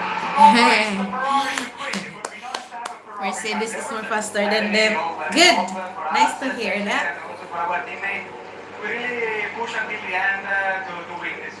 Thank you so much for having a chat to us. Davide Rigon down here in the AF Forza garage. I could listen to that all day, Alan. It's just like an opera, isn't it? It's so musical. Isn't it? Absolutely. Absolutely Yes. right. Absolutely right. More, please. Okay, pit stop cycling through now, so you're getting busy again. And this, if you like, is, I suppose you could call it the other race. Those that didn't serve a very early stop, the bulk of the field now doing as predicted. Odi. Gradually we'll start to see which strategy works out the best. It's going to take a while to see how it all plays out. Yeah, so Peter Cox is in the Salakin number 48 Porsche. That's the one right at the pit lane exit end. Finley Hutchinson, as we saw in the number 99 Audi, is in for Crystal Tepto Racing. Also, the AM leader is in as well, which is Conrad Grunfeld at the wheel of the number 61 Porsche. That's the car that has, I think, since the beginning of the race, been fairly dominant in terms of the AM lead in the GT3 category. Have we had in as yet Ram Racing and the logging car? Yes, we have. That's now out at Tilbrook. That's another car. I think that's another car that we need to keep an eye on in GT3 AM, because I think that's going to be there or thereabouts throughout the course of this race as well.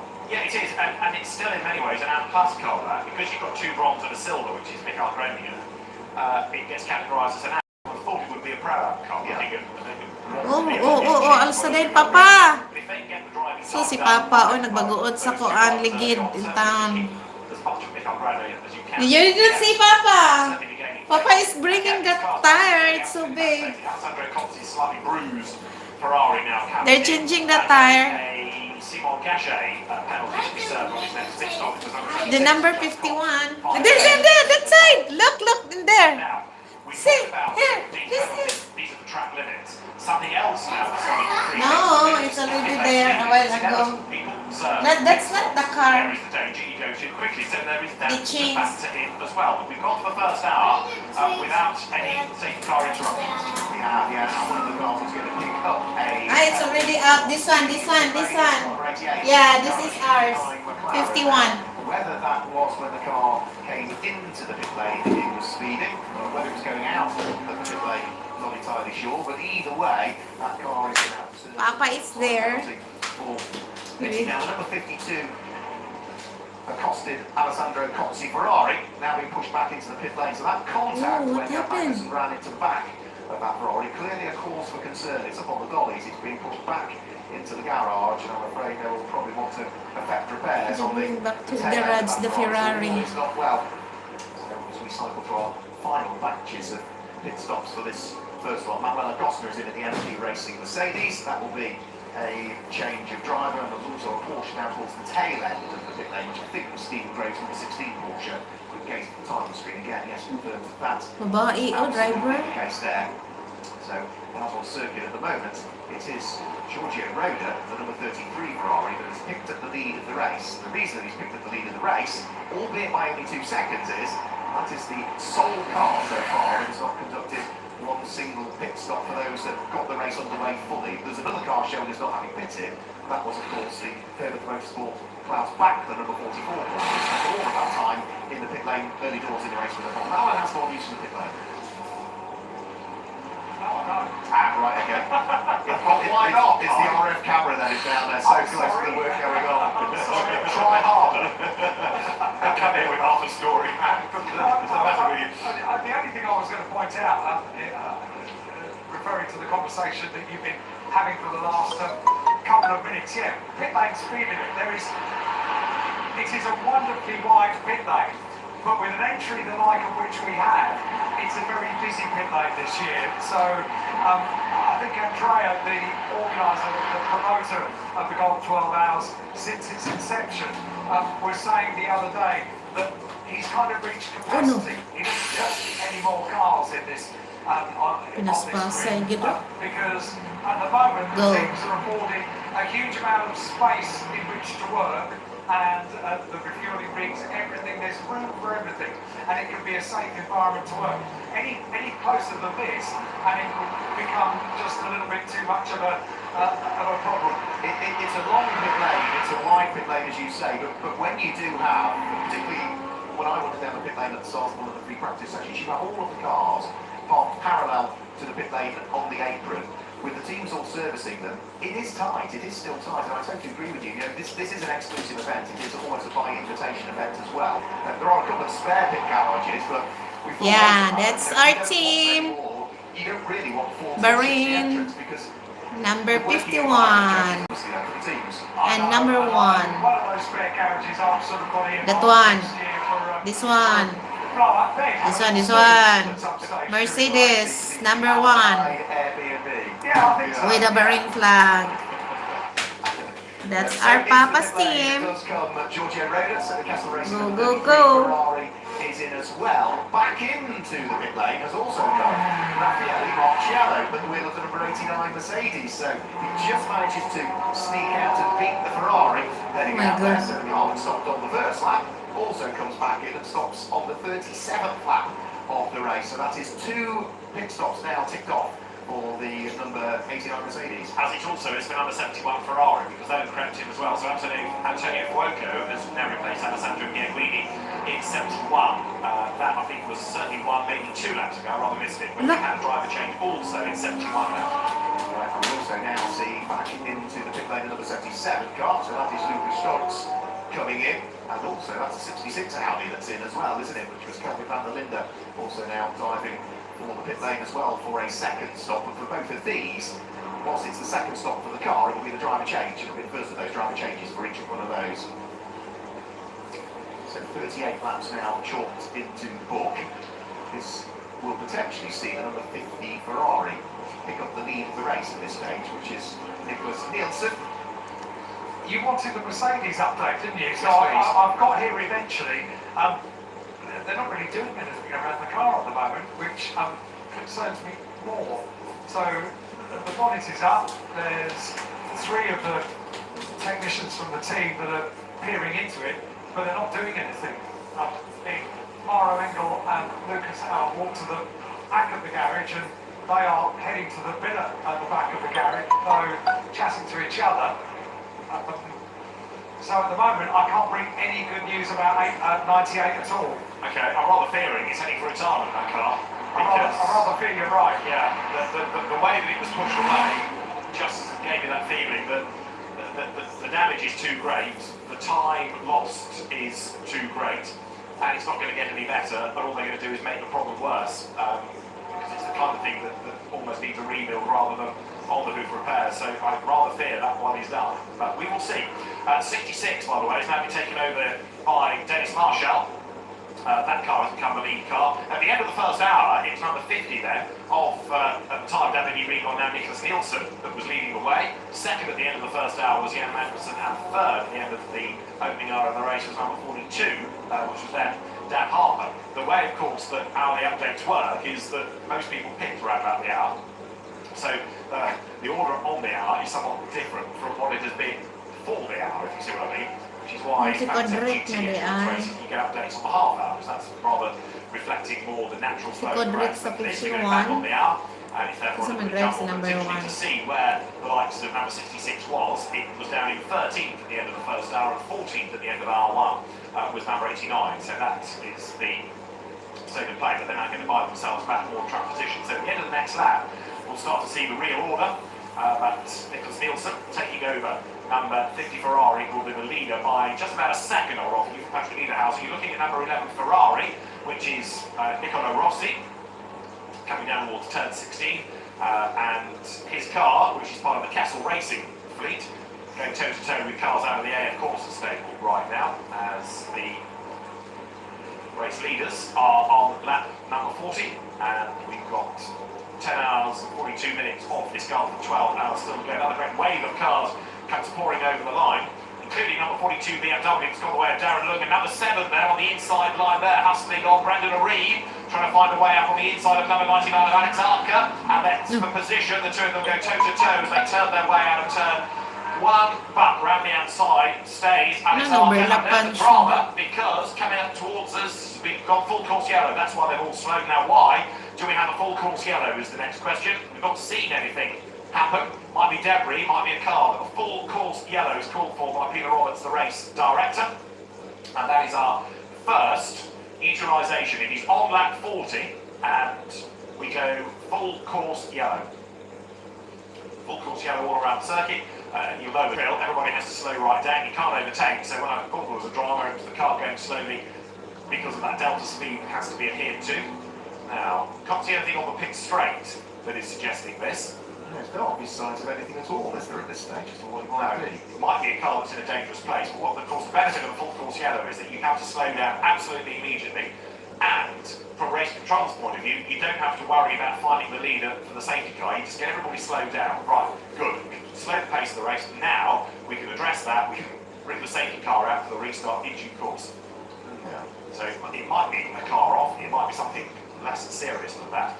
If the full course yellow period lasts for a minute or more, it will go safety car. And if you can get it attended to quickly, let's say marshal run across road, pick up debris, keep running, then you can restart. Can I offer you one single possibility that it could be? You can. The number 33 Ferrari of Murhat Chahadaroglu. That car is now a long way adrift of where it ought to go over the start finish line of confirmation. Yeah, there is the battered Ferrari, rear end damage, it's gone into the barriers. Oh my God, look na! Oh my God, what happened? Look! Lost rear end traction somewhere. I don't, it's snapped away from the crash? Chahadaroglu.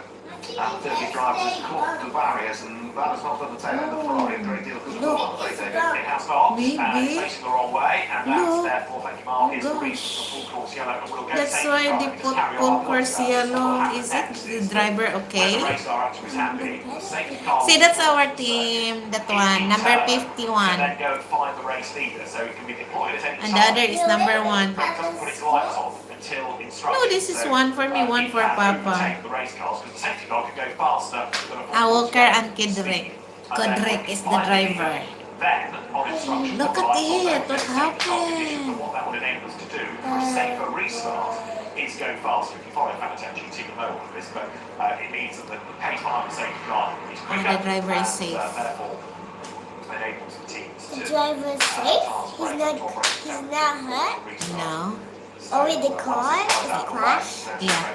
Going to safety car conditions. It's not only the car, of course, it is also the barriers that are affected. So it's going to be a lengthy period, this. Uncle Santi is watching in there. Uncle Santi is watching there. Barrier this weekend to damage, it's sad to say, and well, the barriers. How about Papa? Yeah, of course Papa is working. He's there. I did not see. Papa removed the tire, Papa put a gasoline. Why Papa needs to work there? That's his work. Yeah. His work is supposed to be the race. That's for the race.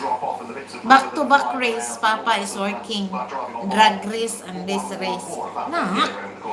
It could race. So whilst the barrier damage is taking place, I think we might be able to get a quick look at exactly what went wrong for Chahadaroglu when the Ferrari got away from him at that part of the circuit. What they're doing? Look at what happened. It's quite some distance that we need to... One Ferrari down. The Ferrari, and there it is, right at the top of turn 2 and turn 3, loses it and clocks the barrier. Now the team is reporting gearbox damage. Now whether it was a gearbox problem that caused the car see, to look. spin, or the gearbox has been damaged by a rear impact, I couldn't tell you. But the Kessel team have got the report from the driver, and the driver is saying, tell the marshals that I can't put the car in neutral to get it out of the way because it's jammed in gear. Locked in gear, yeah. It might have been a gearbox problem that suddenly caused it to spin. It might be the whack that's jammed it in gear. Time will tell. Oh, he hit the Gearbox-related driver problem, at the even though damage barrier. is the reason for the big delay here. We were talking about the difficulties that the Mercedes has had over the course of this weekend. The car started from pole position, the number 98 Mercedes. Well, it's not been a great weekend either, has it, for the number 33 Ferrari, with the problems over the course of the weekend. Castle Racing bringing that new car compared to the one that they tested, because the other one was not repairable. And here all of a sudden they are with another, well, either a major amount of work to do or a possible retirement, depending on the damage to the car. Just going back to those early pit stops, a bit of number crunching in the thought. Bear in mind that the 10 regulation stops all have to be done by the end of 11 and a quarter hours. You've got to have completed your last stop and be on track before 11 hours and 15 minutes of the race are done. So what bringing them earlier means is that you have got all of those regulation stops done before the 11 and a quarter hour mark is up. It also means then that your last pit stop effectively, for fuel if you need one, can be as quick as you like. So you've done all the regulation stops, you've got all those out of the way, and then if you do need to come in for fuel, it can be a natural pit stop as fast as you can. So the benefit of bringing them forward is that you can tick them all off and then have a little bit of play in that last couple of hours, maybe the last hour and a bit. And I suppose the same applies now. If and I know it's not the case where we are at the moment, but if some of the cars were absolutely starting to run low on fuel because of the strategy that they were on and out comes a safety car, yes, you can pit, but you can't change drivers. It would just be a top up, wouldn't you, until you go back to green flag racing, and then you have to cycle through your pit stop. Yes, indeed. Yeah. Yes. So, full course caution, lots of barrier repairs to do. Stops have been completed. It is the number 50 AF Corsa Ferrari of Nicholas Nielsen that leads the way at this stage. In second position is the number 25 Audi Sport Team Santalock Audi R8 of Patrick Niederhauser. Third at the moment is number 93. That's the car that leads the Pro-Am category. That's the Garage 59 Jonathan Hoy driven McLaren that is third overall in the race. And fourth, it's another Audi. It's the sister car from Santalock, the junior team car, number 26 car in the hands of Simon Gachet. Fifth is number 88, the second of the two Garage 59 McLaren. That's in the hands of Alexander West at this stage. And in sixth position is the leading AM class car, which is number 61 AF Corsa Ferrari of Conrad Grunwald. Seventh is 42, Century Motorsports BMW and Darren Young. In eighth place it's number 99, Tracer Attempto Racing and Alex Archer in the Audi. Ninth place is the number 7 McLaren of Brendan Erigi. When you think the problems that car had and the fact that it was late starting, yes, they have still had some pit penalties to serve in that car, but that has worked its way quietly through the order. Completing the top 10 at this stage is the number 69 Plymouth Motorsport Porsche of Robert Brennauer. Yeah, I mean, that Inception McLaren you're talking about is an example of a good team being able to turn around a problem to its advantage. So, okay, yeah, they had to start from the pit lane, but they started at the back, on the field, and were quickly through the traffic. Black and orange mechanical warning flag. Well, actually, as other teams are proving, an early pit stop might not be a bad idea. So, take advantage of that, get the problem sorted, and get one of your imposed pit stops ticked off. And they didn't lose too much time. They were able to do that within the 1 minute 40. And you can, of course, do other work in that minute 40. It's just that the regulation says you've got to make 10 pit stops of this time. What you're doing them is entirely up to you.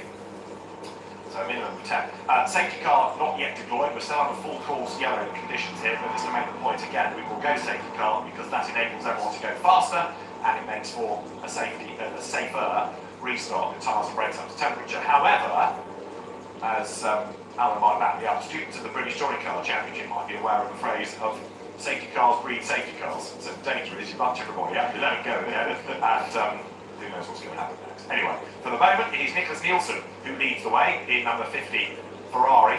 In our rainforest of paperwork up here, the one thing I haven't yet started to do, and I'm remiss, is to log different race leaders. But number 50 Ferrari is the current leader. Mercedes, go, number 51.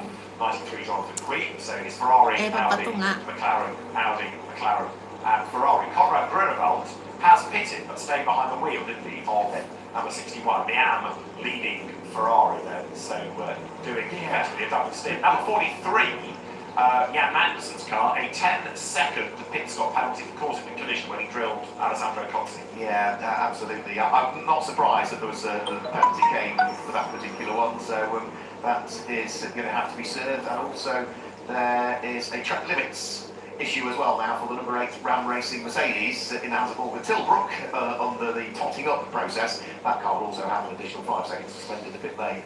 You were talking about Conrad Grunewald, I think, having stayed behind the wheel of the car. He's not the only one, according to the timing screens at the moment. We've still got Lucas Stoltz behind the number 77 Mercedes. That's fair game as a pro, yeah. Klaus Bachler hasn't as yet jumped out of the 44 Porsche, but he did have problems at the start.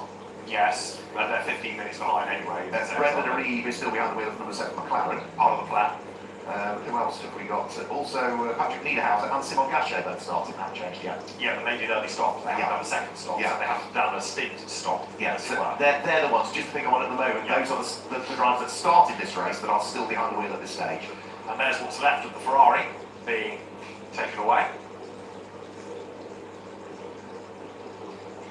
So the car out of harm's way now, the barrier needs to be attended to.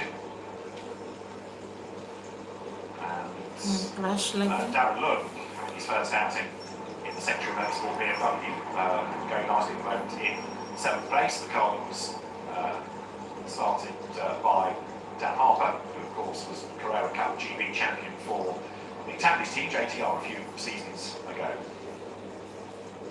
So that car's 7th at the moment. You were talking about a number of different race leaders that we've had. Yes, At the moment, we've had 9 separate race leaders, so we'll run through those in a few moments. I think you're going to get another replay of exactly what happened to Murat Çakıroglu again, when he worked his way through what was turn number 3, which just seemed to be at the crest, wasn't it, where he seemed to lose it. So the race leaders, well, the first race leader was the number 66 Audi. Kelvin van der Linde, of course, he didn't lead much of that lap, largely because the Mercedes that were in the lead pulled away. There you can see just in the background, there's Ferrari clogging the barriers. You can see the marshals well aware of moving out of harm's way, as well as the Ferrari heading towards them, so thankfully they're okay as well. After then Kelvin van der Linde pitted, then it was the number 71 Ferrari of Alessandro Pierre Guidi that picked up the lead of the race for 3 laps, but he would shortly pit as well, and the race lead in the meantime was handed over to the number 77 Lucas Stoltz, driven Al Marno racing by Get Speed Mercedes. He would then pit, which means that then David Rigon would pick up the lead of the race from lap number 9 until lap number 33. And then after that, just a single lap, the lead went the way of Jan Magnussen, the wheel of number 43, of course, MDK Motorsports Ferrari, before he would also pit.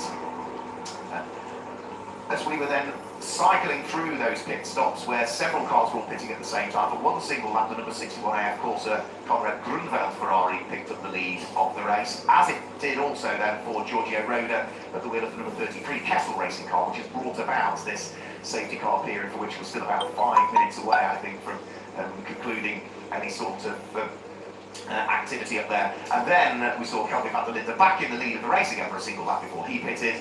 And just before we went for course caution, it was the number 50 Ferrari, the AF Corsa Francorchamps Motors, Nicholas Nielsen Ferrari, that picked up the lead of the race. So those are your 9 race leaders so far. And we therefore have 43 laps done. 7.6 seconds was that notional gap between Nicholas Nielsen and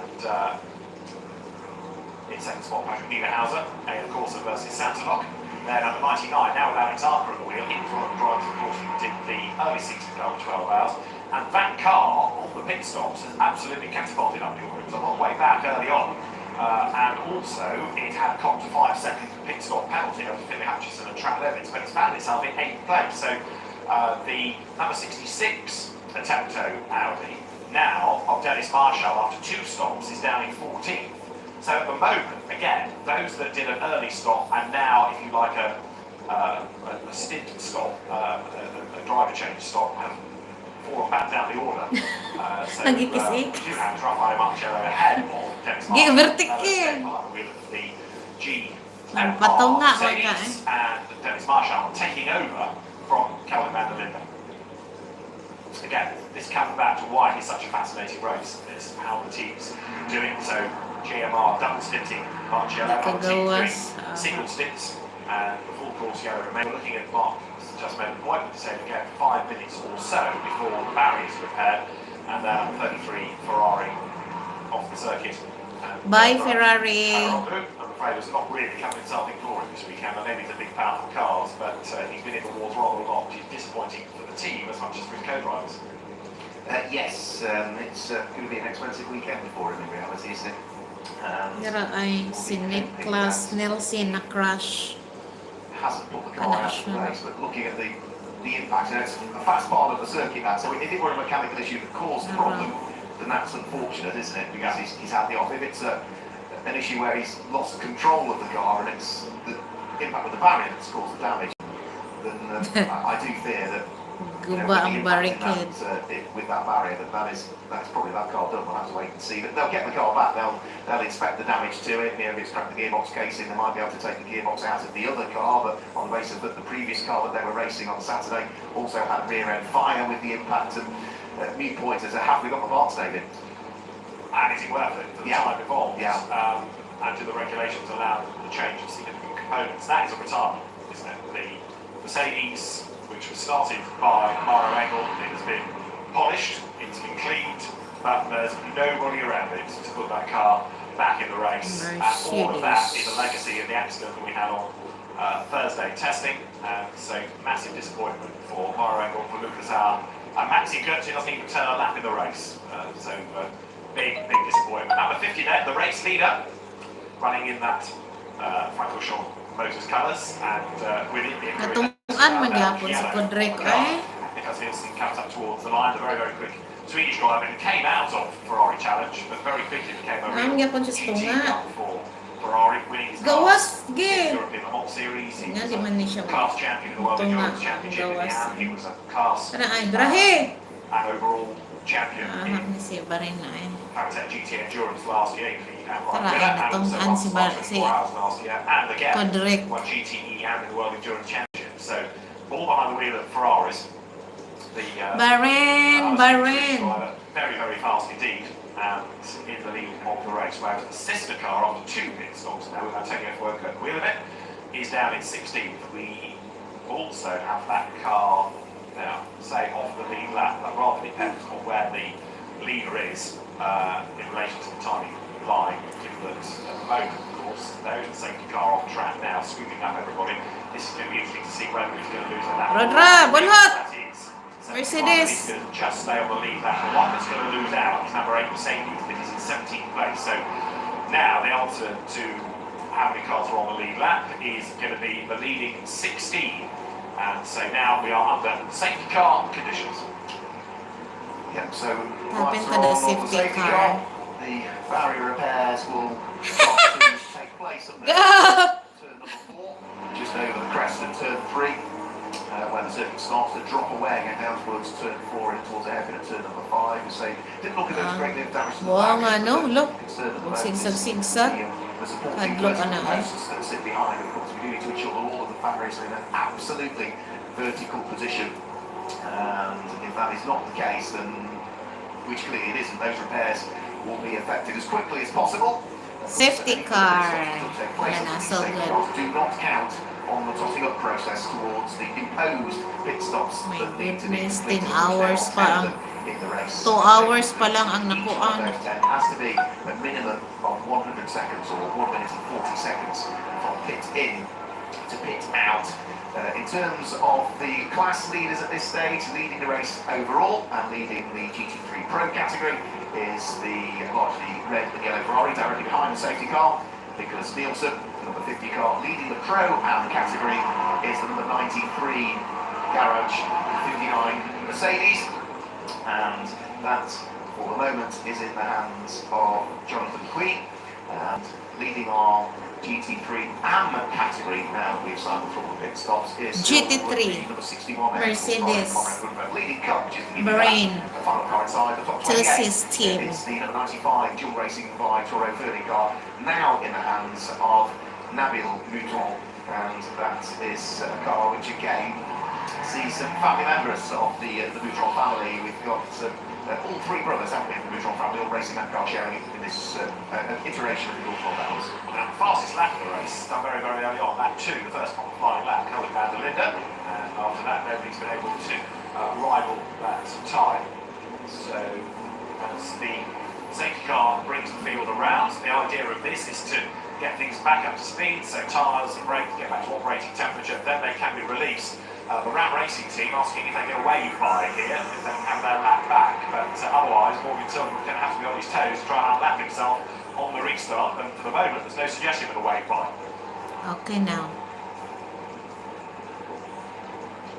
They're going to be keen to get on with it straight away, Morgan. And he's another driver that hasn't been racing for many years. You know, we were talking to Darren Young earlier on. Morgan did a bit of fun job and then started to race GTs a couple of years ago. But he's another very, very quick amateur driver who, again, this year has done a huge chunk of racing. I think there was a couple of weekends he opted not to race, largely because he's got a young family as well, and trying to balance all of these things was quite difficult. Right, so, very. one particular championship he was hoping to do the full year with, he ultimately thought, I need to address the balance here. And equally, we made points in the January edition, didn't we? But this was a guy that on the formation lap for a British GT race last year spun off, caused a delayed start, didn't start the race. By the end of the year, he was a winner. He was a winner, yes. So he had made perhaps the ultimate improvement. The field now, one or two cars being encouraged to speed up to close the gaps up to the tail of the crocodile, ready for the release. You can see the pace is quickening, that's why everyone's now weaving around to get the tyres. Nicholas Nielsen then leading the way. Now, his opposition is Patrick Niederhauser in the blue Audi, that is one car but one back, and so there's that cushion of a Matt Barker for the moment between Nicholas Nielsen and Patrick Niederhauser, and then third is going to be Jonathan Green. I noticed that the Inception McLaren has therefore dropped a lap as well, hasn't it? So there's going to be a fair few grumpy teams now because of this safety car period. Staying on the lead lap, always important. Well, they'll be charmed by you, I'm sure.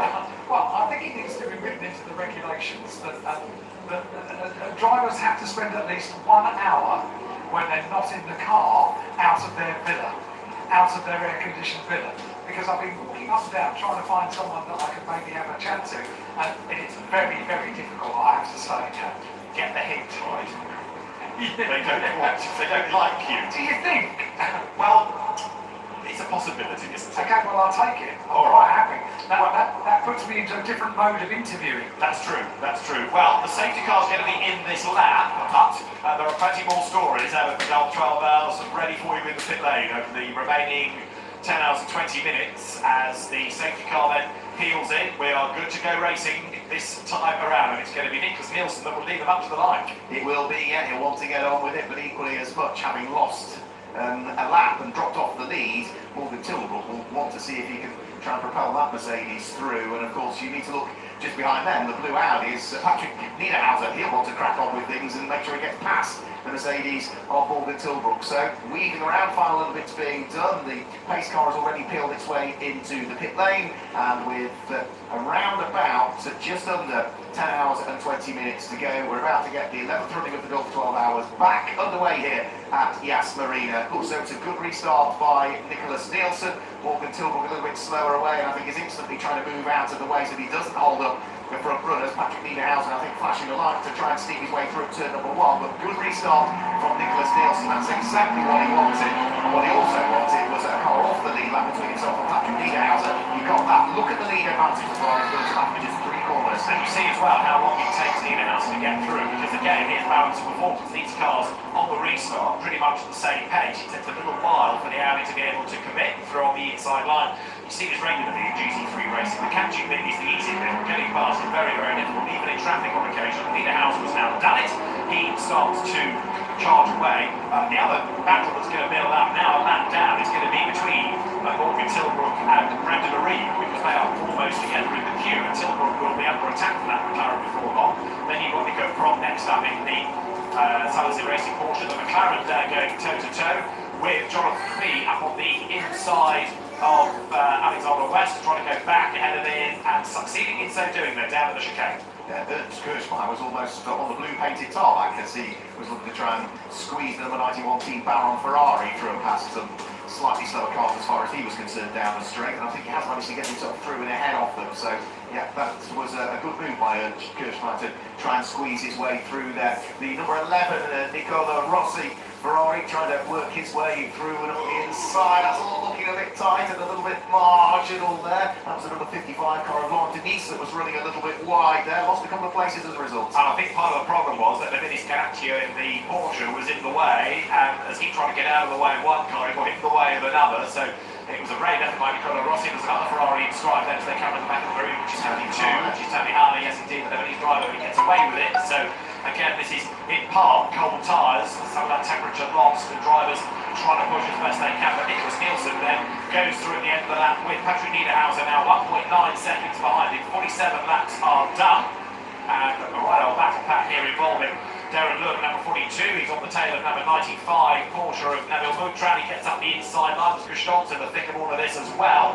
And I think also you're going to find Fuoco in the mix. So lots of the good drivers trying to force their way through. Fuoco now being warned about track limits as well.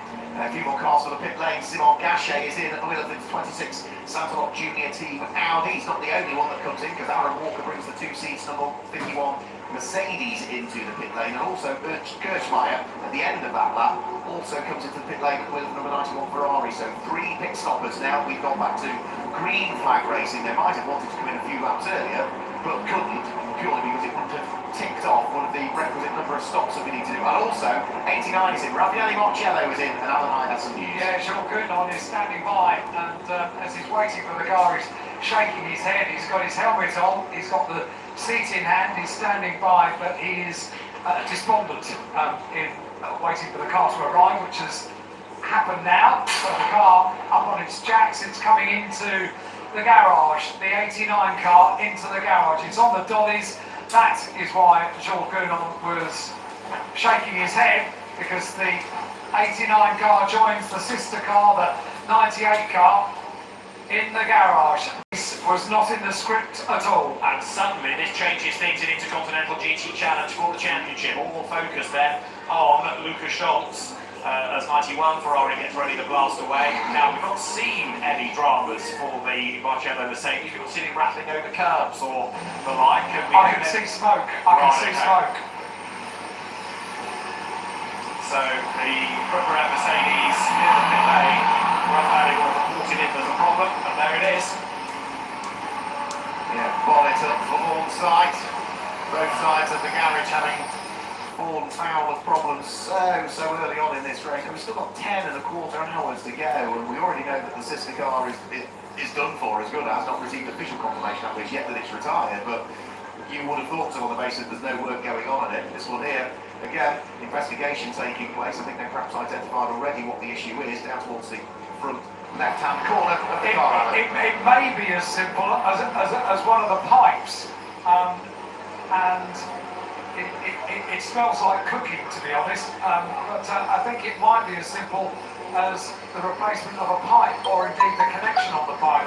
You can see he's just getting right in there, and it was a fairly localised area of smoke which was coming up from the car, but all of this is very, very costly time spent in pit lane. Absolutely right. You cannot afford to be losing a lap at any stage of the race.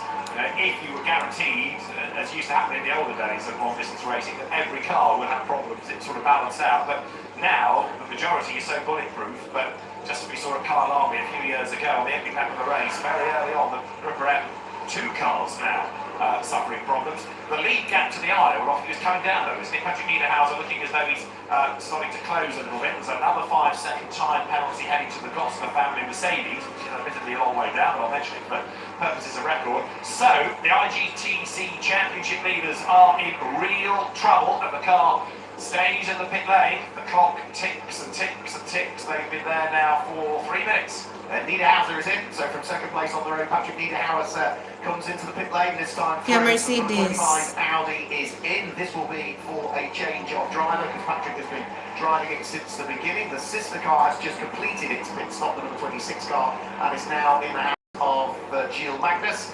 So that's the number 26 car that has now been handed over from Simon Gachet. So Simon Gachet having done a good stint in the early stages in that car. So Gilles Magnus, who was the Belgian Enduro champion back in 2018, still 23 years of age, jumps on board that one and heads out there. So we're cycling through these final batches of driver changes. So those that pitted early but didn't change the driver are now coming in. Second pit stop, driver change this time through. And the team still plodding away into GMR. And 88, Alexander West has been given a 10-second penalty for speeding in the pit lane. So that's the next drama to before garage 59.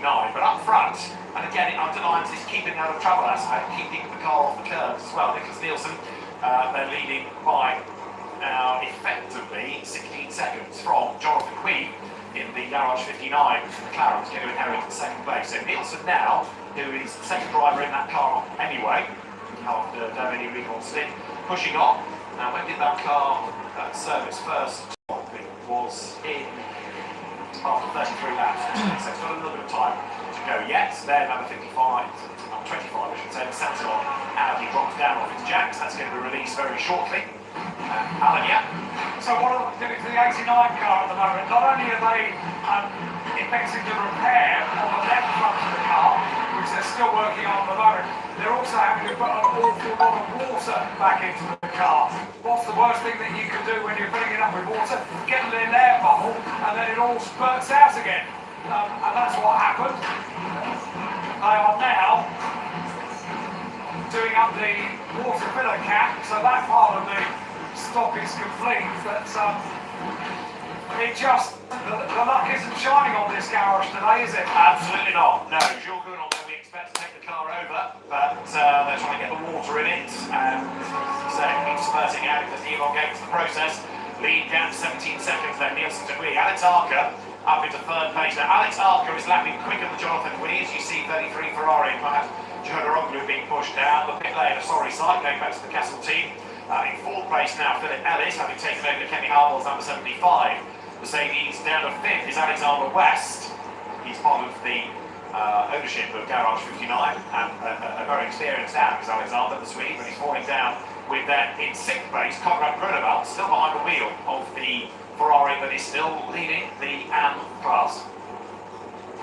They just can't get the water into the 89 Mercedes, that's why it's still here. Right. They then indicate that they want the engine stopped so that they can hopefully get this container of water in. They've got the cap off now, so they can pour it in, but yeah, this has just been one thing after another for both cars.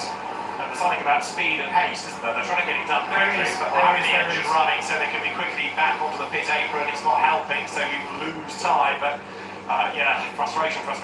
Massive battle pack now, queued up behind Alexander West, Conrad Grunewald, then you've got also... Go, overtake pa rin! This is the charging Dennis Marshall, who has gained the pace over Renault. Up the inside line there goes the Ferrari. Conrad Grunewald finds the outside line for the next corner. Dennis Marshall in the albatrossing dive up the inside. All of this battle pack, 6th, 7th and 8th places. Grunewald gains a place. Dennis Marshall almost into the back of Alexander West. They wriggle round the W Hotel underneath it, and they're back round the outside of the Marina. Great battle going on here with Lucas Stoltz on the back of it. Yeah, Lucas Stoltz trying to feed his way through and past Robert Renauer at the wheel of the Mercedes, but he's on the outside line coming up to the next corner, so can't quite pick his way through. So Nalipong na kung tinanaw. the save at this stage, perhaps to take another lap into the book. Just starting to escape up the road now is Dennis Marshall, having picked off some of the cars that he was doing battle with. He's got himself to the front of the queue, but brilliant fight it is as they all work their way up towards turn one. The cork in the bottle is the McLaren in the hands of Alexander West. Robert Renauer, Lucas Stoltz and Antonio Fuoco wants it on the front now as well at the wheel of the number 71 AM Corsa Ferrari. Yeah, Fuoco on a mission as well, isn't he? So he's on the tail of Stoltz. Stoltz looking for a way past Renauer, who now comes up to have a go around the outside of Alexander West down towards turn 5. Stoltz will try to go around the outside if he can, but he leaves the door open for Antonio Fuoco, who is then going to get boxed in behind the McLaren, so the outside line is quicker. Fuoco gets boxed in. Renault, though, with the Porsche, doesn't quite have the drag off the corner to get past the McLaren. Fuoco tries to get a toe off West. It's like a rolling start, this, isn't it? Stoltz is up behind the Porsche. Down towards the chicane they come. Absolutely dead set level. Alexander West just able to fend off Renault, who breaks desperately round the outside. Here comes Fuoco up the inside, and Stoltz round the outside as well. Fantastic racing, but Fuoco is the real winner. 2 places gained. Great stuff. Alexander West, 4 places lost for him and problems into the barriers, I'm afraid, and that is Manuel Duchamp at the wheel of the dual racing by Toro Verde cup class Porsche that's had it off. Looks as though he's slowly going out of the Sama corner. Porsche, ipahuway ang Porsche. Contact with the barriers, fingers crossed, light contact, he'll get the car restarted. Yeah, just got to wait for a gap in the traffic. If he stalled it, then he'll have to go through that sort of restart cycle.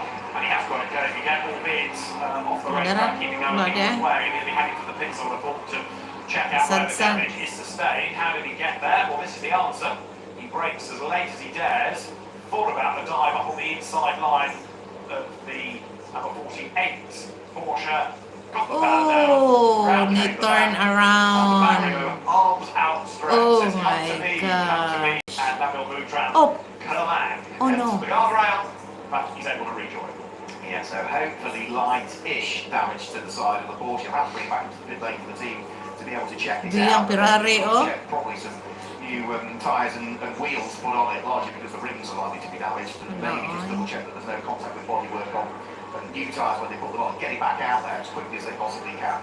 There is a 5-second time penalty for pit lane speeding, this time going in the direction of Dominic Bowen for the number 20 SBS Automotive Performance Mercedes. That's the car that's running 8th overall in Pro-Am, 16th in total at the moment, but next pit stop, an extra 5 seconds will be.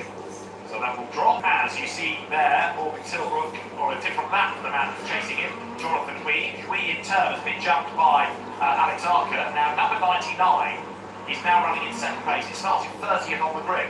So he's really been on that last round of pit stops because Finley Hutchinson was making mega progress early on, but Alex Archer has been able to really buy into a whole heap of places gained. To the outside line there goes Philip Ellis, who makes his move against Jonathan Quee and goes by. That puts him up in the third place then, so the very quick Anglo-German Swiss driver gains a spot round the outside into the hairpin. Brave stuff by Philip Ellis. Again, a much underrated GT racer.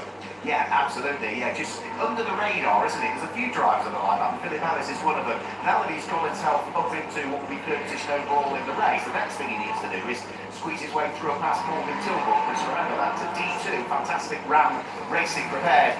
Mercedes is not on the lead lap. It is one of the first of the cars that is just off the lead lap, running round in 18th position at the moment. It is second in GT3 AM, is the Mercedes. So flash of a light to Jonathan Ellis, who wants to try and wiggle his way through a passage. He's going to try to turn number 1. No, I don't think he's quite going to make it there. Morgan Tilbrook sticking with the task in hand. I suspect he might just blend out the throttle and let him through though as they come out of turn number 4. I was going to say, this is one of the problems you've got now in traffic, because as you look there at 98, still being worked on actually. Everybody's running their own race, so from our eyes, Morgan Tilbrook is a back marker and should get out of the way, but he is trying to run to as quick a pace as he can in order to keep track position over his nearest rival, which is Nicola Rossi in the Tesla. So it's up to Philip Ellis to fight a way through, which he's now done, but don't expect any favours on the back markers. Well, I just spotted that last time that Morgan Tilbrook wanted a quick car to come through. He clearly indicated coming out of turn 4 to the right-hand side to allow the car to come by on the left. He did that exactly the same as Philip Ellis. Philip Ellis in return comes out of turn number 5, puts the hazards lights on to say thank you very much. So communication between the drivers there, understanding what each other wanted. Right, Dennis Marshall is the next one to look for at the back of that queue, because he, in number 66, is the best of the double stoppers. So remember, Calvin van der Linde came in early, then the second pit stop put Dennis Marshall behind the wheel of it, and he is inching up onto the back of Jonathan Quee, the Hong Kong driver, as they go down to the hairpin. He gets through the traffic, sorts out Morgan Tilbrook. So Dennis Marshall, who again has developed over the last few years into a very handy GT racer, came out of the one-make Volkswagen and Audi Cups in Germany, but he is hustling on there. His last lap was a 53.3, Jonathan Quee was a 57, Philip Ellis in traffic a 55. So Dennis Marshall is lapping quicker even than the race leader at the moment. So number 66 then is very much the car, yes, number 66 is very much the car to keep an eye on as he gets closer and closer to the traffic all the time and goes through up on the inside of Jonathan Quee, picks his way through on the inside line there. The quickest car out there at the moment is a little bit off the radar because it's down in 14th position on the previous lap. Christopher Harter comes into the 1:52.2 round. The only driver comes into that 1:52.2 round. 52.634 from him, so he was about a second quicker than the race leader was that time through. Morgan Tilbrook still working hard. This time it is Conrad Grunwald that is trying to squeeze his way through the wheel of the number 61 Ferrari. That's the car that's just flashing its lights in the background as Dennis Marshall dives through and past the slightly battered Porsche, which has obviously been into the pits for a check over, and now Nabil Nutran is on his merry way again, but is very much in a busy part of the circuit, isn't he, with all of the quick cars trying to feed their way through and past him as he recovers following his spin. And therefore without really any side effects of the damage. So yeah, Dennis Marshall brought in late to replace Ricardo Feller, working his way through the traffic. So also is Antonio Fuoco. He's just got past, as you would anticipate, Conrad Grunewald. Fuoco is the second place of the double stoppers. Morgan Tilbrook almost tripping over the Porsche, and on the back of that queue there's Lucas Stoltz. So Stoltz has lost out again to the number 71 Ferrari. That Mercedes not yet showing ultimate pace, but it is showing though is reliability, whereas the GRM cars are in still strive. Alan, yeah. What have I done since you last spoke to me? I have stood here watching them working on the 89 car, still trying to fill it up with water. I wish I knew more technical information as to why it doesn't seem to be taking the water in. Rao Barin! Go, go! Has it developed a hole somewhere, which is why it goes in and it comes out, or there is a hole in my bucket. Yan, taon magpakuan. Champion mo last year. Yalan, champion sa drone. Right. Do you want to pop down here, Mark? I'm just wondering, because usually if it's bubbling up whilst the engine is still running and it's just not, it's because it's pulling in air elsewhere in the system, which it's usually an indication that it could be something like this very early stage of a head gasket failure, but that would be hugely unusual in a GT3 car. and with respect to Grip Around Racing, you would have anticipated that they would identify. Yeah. There are lots of them all down. It's clearly pulling in air somewhere into the system. Yeah. Right, place change coming up, because there to the inside line goes Conrad Grunewald and Lucas Stoltz. So Jonathan Wee here is losing places. I'll tell you what, Conrad Grunewald's being a bit of a hero, isn't he? That's an out-class car. He's been in it for the duration, and he's doing an outstanding job. I know he's a class winner in GT World Challenge America. He's done an excellent job of keeping it in the mix here as cars are getting last down that back straight heading towards the chicane, and Stoltz close on Grunewald. Jonathan Wee then falls back now into 8th place. And Nicholas continues to lead the race. Dennis Marshall hustles on in 4th spot. Traffic, of course, affecting lap times right now. Yeah, Conrad Grunewald's done a good chunk of racing in America. He has done a chunk of racing in the Middle East. He did the Super Trofeo Middle East series as well. Okay, it wasn't the most popular in terms of entries, but he's perhaps got a bit more mileage under his belt, and that's why he's hassling that number 61 Ferrari around the circuit as quickly as he possibly can, whilst Lucas Stoltz is rather frustrated. He's sort of sitting behind, and despite the extra grunt of the Mercedes, he can't quite pick his way through. Lucas Stoltz at the moment, though, with all of the problems of the car for the other Mercedes that we were talking about, Lucas Stoltz still will be keeping his fingers crossed that the race will come to him, because potentially, mathematically, he still could pick up title in the Intercontinental GT Challenge. Finally, unpicks the car and is able to go through and ahead of Conrad Grunewald, so that now means that Lucas Stoltz move up to 7th overall. Yeah, Conrad Grunewald then still leading his class. We know he's good in the straight line because he started off in drag racing, and then he went drifting, and then he thought, I know I'll do something which gives me a bit more track time, so GT racing. Beckett, but he's very accomplished driver, is Conrad. Goes through, as also then does number 8 Morgan Tilbrook in the round racing 18th place overall car. And there is the continuing saga of a Mercedes AMG and a Chernobyl motor. But turn the engine off again, captain instruction, and maybe forget it. Jules Gounod, I think, he's about to get out of the car. He's unstrapping himself. He's about to get out of the car. Before he got in the car, he was shaking his head. Something about motor racing is Surrender. the unpredictable can happen, and maybe, just maybe, you might have predicted that the 98 car might have had a problem or two as the race has gone on after that pretty much full rebuild of the car. But to predict it for the 89 car as Number well, 89 in down. very, very early stages of the race, it is just unbelievable. Number 89 So, down. another of the Grip Around cars out of the race. That's what both got. We'll just try and get, I'm not sure I've got the cameraman down here, but you can at least hear, I'm sure Gounod just having a word with Danny Giuncadella at the back of the garage, but I'll try and get a word from Danny or Jules or both. But it's obviously huge disappointment at the moment, and as I'm sure Gounod gets his helmet off and balaclava. I was disappointed before he even got into the car, and I'm really sorry, Jules, but I'd like to have a chat to you. You were shaking your head. You maybe knew the extent of the problem before you got into the car. Loya, I'm disappointed. By the radio that we were losing water pressure, and you know, in those cars, when you lose water pressure, it's never a good sign. Unfortunately for the team, you know, they work really, really hard. Since we arrived, this car got crashed. Unfortunately, they repaired the whole night. We had a lot of issue on our car. They worked the whole night, the mechanics. And then we smashed 1-2 in quali, which was amazing. Wala, guba yung I sakyanan. feel we had a chance today, but I don't want to complain. My year and our year with Raffaele and Danny was amazing. And Danny is my friend, so if he's champion, it's the only time I'm really happy to lose. Well, that's a lovely thing to say, Sean. Thank you very much indeed. Thank you for having a chat to me. Disappointed. Danny was around. He's here in the garage. Let me see if I could have a chat to him.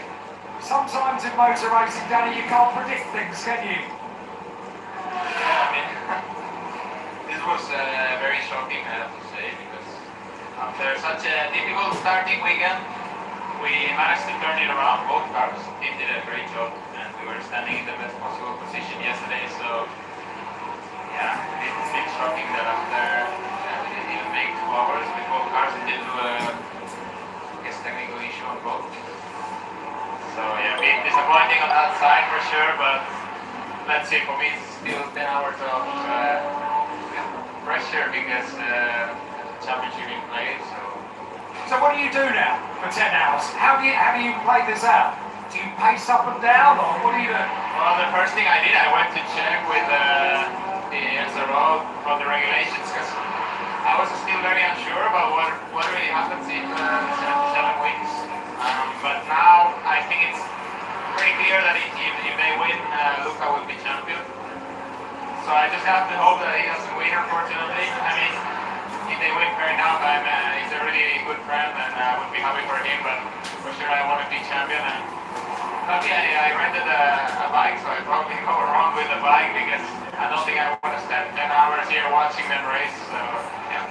It was lovely to hear from Joel. He says he just said, well, Danny is my friend. If he becomes champion, then I'm really happy. How they cope with disappointment at times like this, but are still looking out for their teammates. For sure. I mean, there was a clear goal this weekend. Both Level 2 wanted to win or finish second to be all 3 champions, and it would have been a really great story. We won together so much. But like he said, it's a really good thing telling you all weekend, you know, if it doesn't happen, I will still be really happy for you if you win by yourself. And in my case, you know, when you're in this position with such good starting grid and being on P2, I wanted to win the race still, you know, I'm a racer, and we just won 2 wins. We just had 2 wins in a row in the last 2 IGTC races, so a third one would have been a really good charm. But yeah, it is how it is sometimes.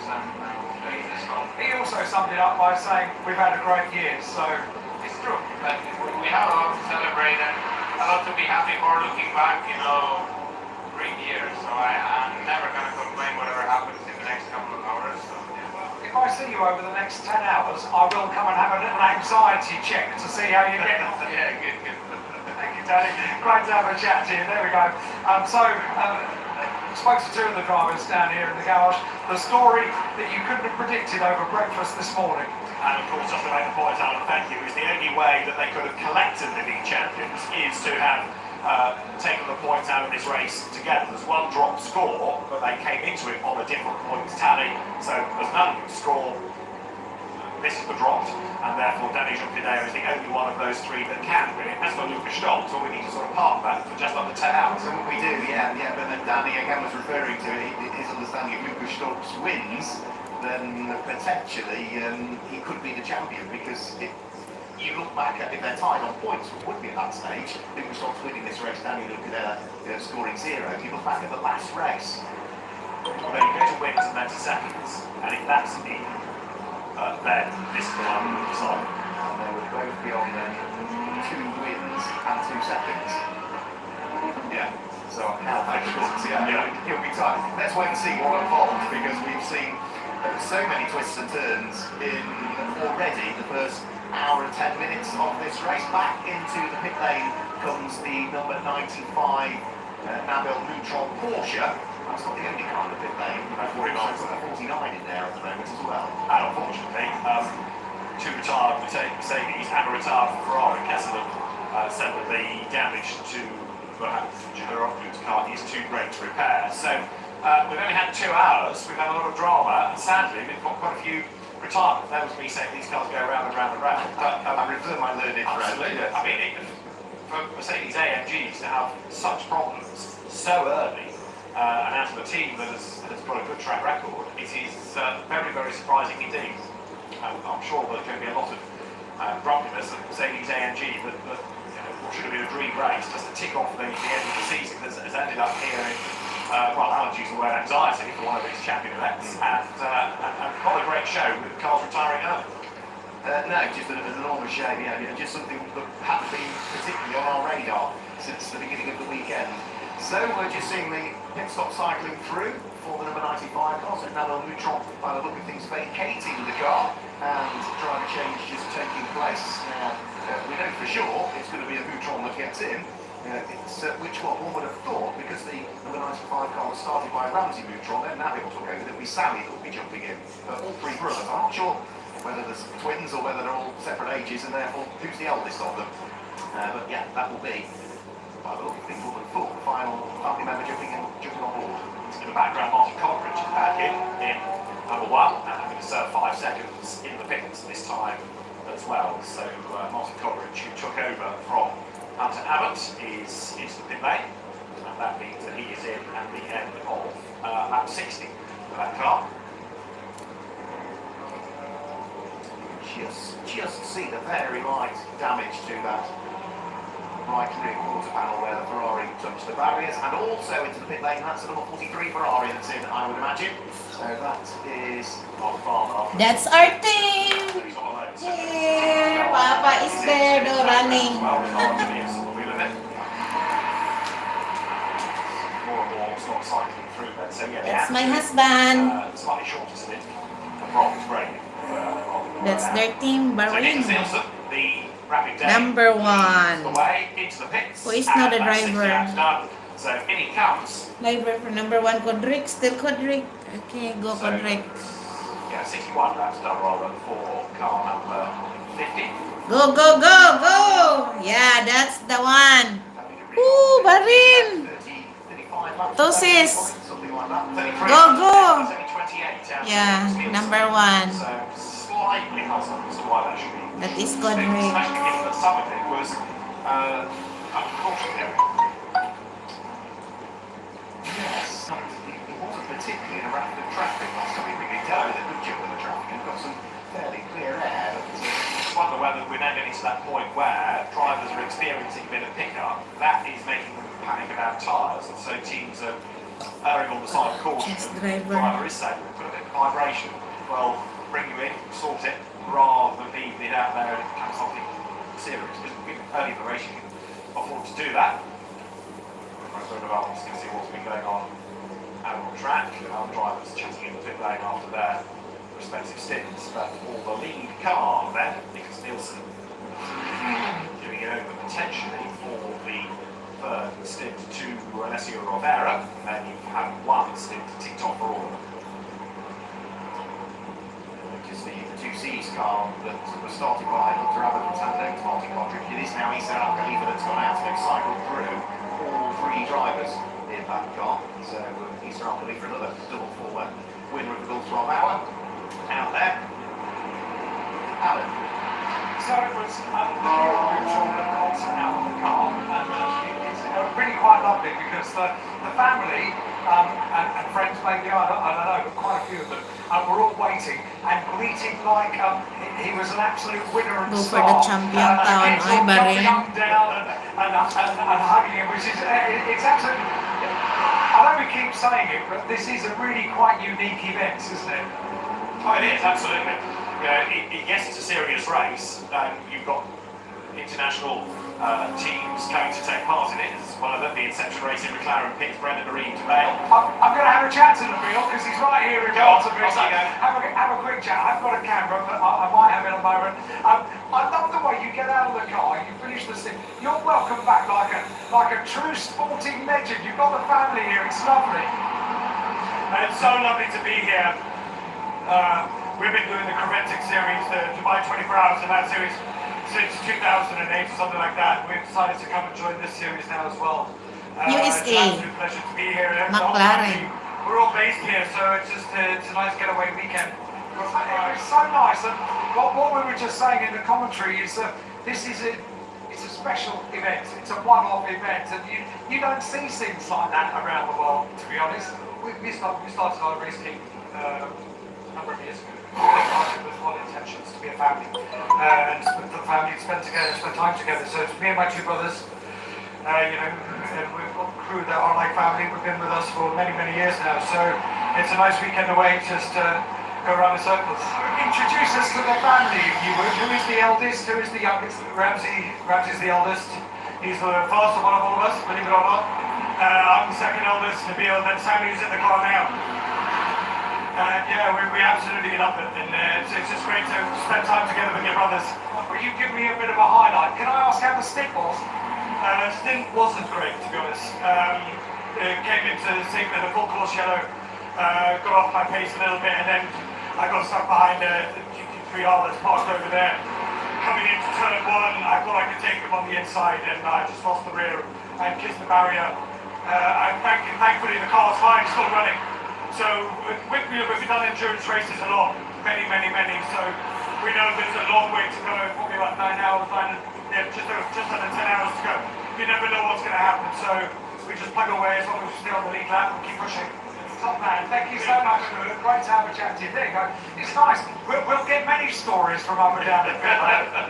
Thanks for clearing that one up as well. As who is the eldest of them all as well. And yeah, talking about they've done a lot of racing in Dubai. I think it's 11 editions of the Dubai 24 Hour they've done. Great to see them here, taking in their first. Oh, Sheikh Isan ang driver sa number They've got a 1. regular family as well as part of this event. Well, indeed, and they also had great success in the Go. Cup, locked out the top three. They did, yes, they did, yeah. Family housing, family Go team. Sheikh Isan. Family results. Yes, they go back to 24-hour series in Barcelona back in 09. So a lot of miles have been done. If you're going to go racing as a family, go do long distance races and get all the track time. So number 99. Si boss na, si boss ang driver. Now it was 30th on the grid, and there it is with 2.25 hours. Si boss na ang driver sa number 1. The only reason it was 30th on the grid was largely because so many laps in qualifying for that car were discounted because of track limits. And I know conversations were going on between race directors and Attempto as to why have we got no lap show? Game strength So you come Porto. onto the circuit, you'll get Boss some. Khalifa. And that's why that car was enormously out of position. It was the last of the GT3 cars on the grid. Yeah, and it was a car. And If you safety. think back to Alexander being in January, Dries van Voortvangen arrives on the car. It was horribly across both of the 6-hour portions because of track limit offences. So I think Alex was doing his best to get the message drilled into him. But certainly now that we are in race terms, well, they've had a 5-second penalty already, but still are in the lead of the race. Whereas the sister car is third and is about 5 seconds back. And of course, pendulum swinging back towards Audi and Ferrari, courtesy of the many assorted woes down at GMR. Both cars out of the race and out of number 96 there. Steps Nigel Armstrong, his first stint done. Yuki. Porsche. The refueling takes place before the next driver gets on board. All for the pits, which will include this time around Brunabelt, and also Jonathan Lee is in this short stint for Jonathan Lee in Garage 29. Yeah, very short stint for him indeed. And Conrad Grunfeld, he's been plodding around and has been doing a really good job at the wheel of the 61. It's a mega stint that he has put in because that is the first driver change only now just taking place in that car, isn't it? Now and a quarter in. Jonathan Queen. Car. 2.25. Yes, 2.25. Jonathan Queen out of the car. Driver change taking place right the way down at pit lane entry for the Garage 59 McLaren. midway up the pit lane is the driver change taking place for Air Corsa, Conrad Grunfeld having vacated the car. And of course, at the very top of the pit lane exit end, driver change taking place in the Cup spec car, which is the number 96 dual racing by Toro Verde car that Nigel Armstrong has vacated. And I think, based on conversations that were going on over the course of breakfast this morning, I think it'll be David Fairbrother that's taking over that car. Antonio Fuoco is being given a 5-second penalty for track limits. So Antonio Fuoco, number 71 Ferrari, 4th place. He was one of the drivers that took the fight in the Endurance Cup in Fanatec GT this year to Marcello Brunon and Chocadea. But right now the penalty beckons. Into the pit lane comes the Porsche Oliver Jacoma, a veteran Porsche enthusiast in that pseudo golf colour scheme. Looks great from the side. Big Fairbrother that's taking over. I saw him in the garage limbering up. Right, with his lucky pants. I didn't ask about that, but I'll get there. It's early days of the race, you know. It's true, it's true. So David Fairbrother in 28th place, leads the pit lane. In fairness, that's one of my star interviews, so I'm saving that one up. Oh, okay, right. If we get a long safety car. Yeah. I don't want to pick too early. No, never. Right, all smiles to Jonathan Wee, who will hand over the Garage 59 McLaren. The sister car comes in of Alexander West. So that's going to put Martin Kirkhoff behind the wheel. This will be something to say, but that's for sure. It will be former single season car behind the wheel. And I need to, there you can see what I'm talking about with the artwork on the side of the camels and the desert, giving that Gulf colour scheme effect out of blue or the sun orange, but it's actually the desert landscape that has that effect. I think there's only one car now looking through the order, David, where yes, it's had a pit stop, but we haven't had the driver change, and that must be coming up within. Bye, so for now, guys. Bye. See you later for the last round. Other than that, every other driver has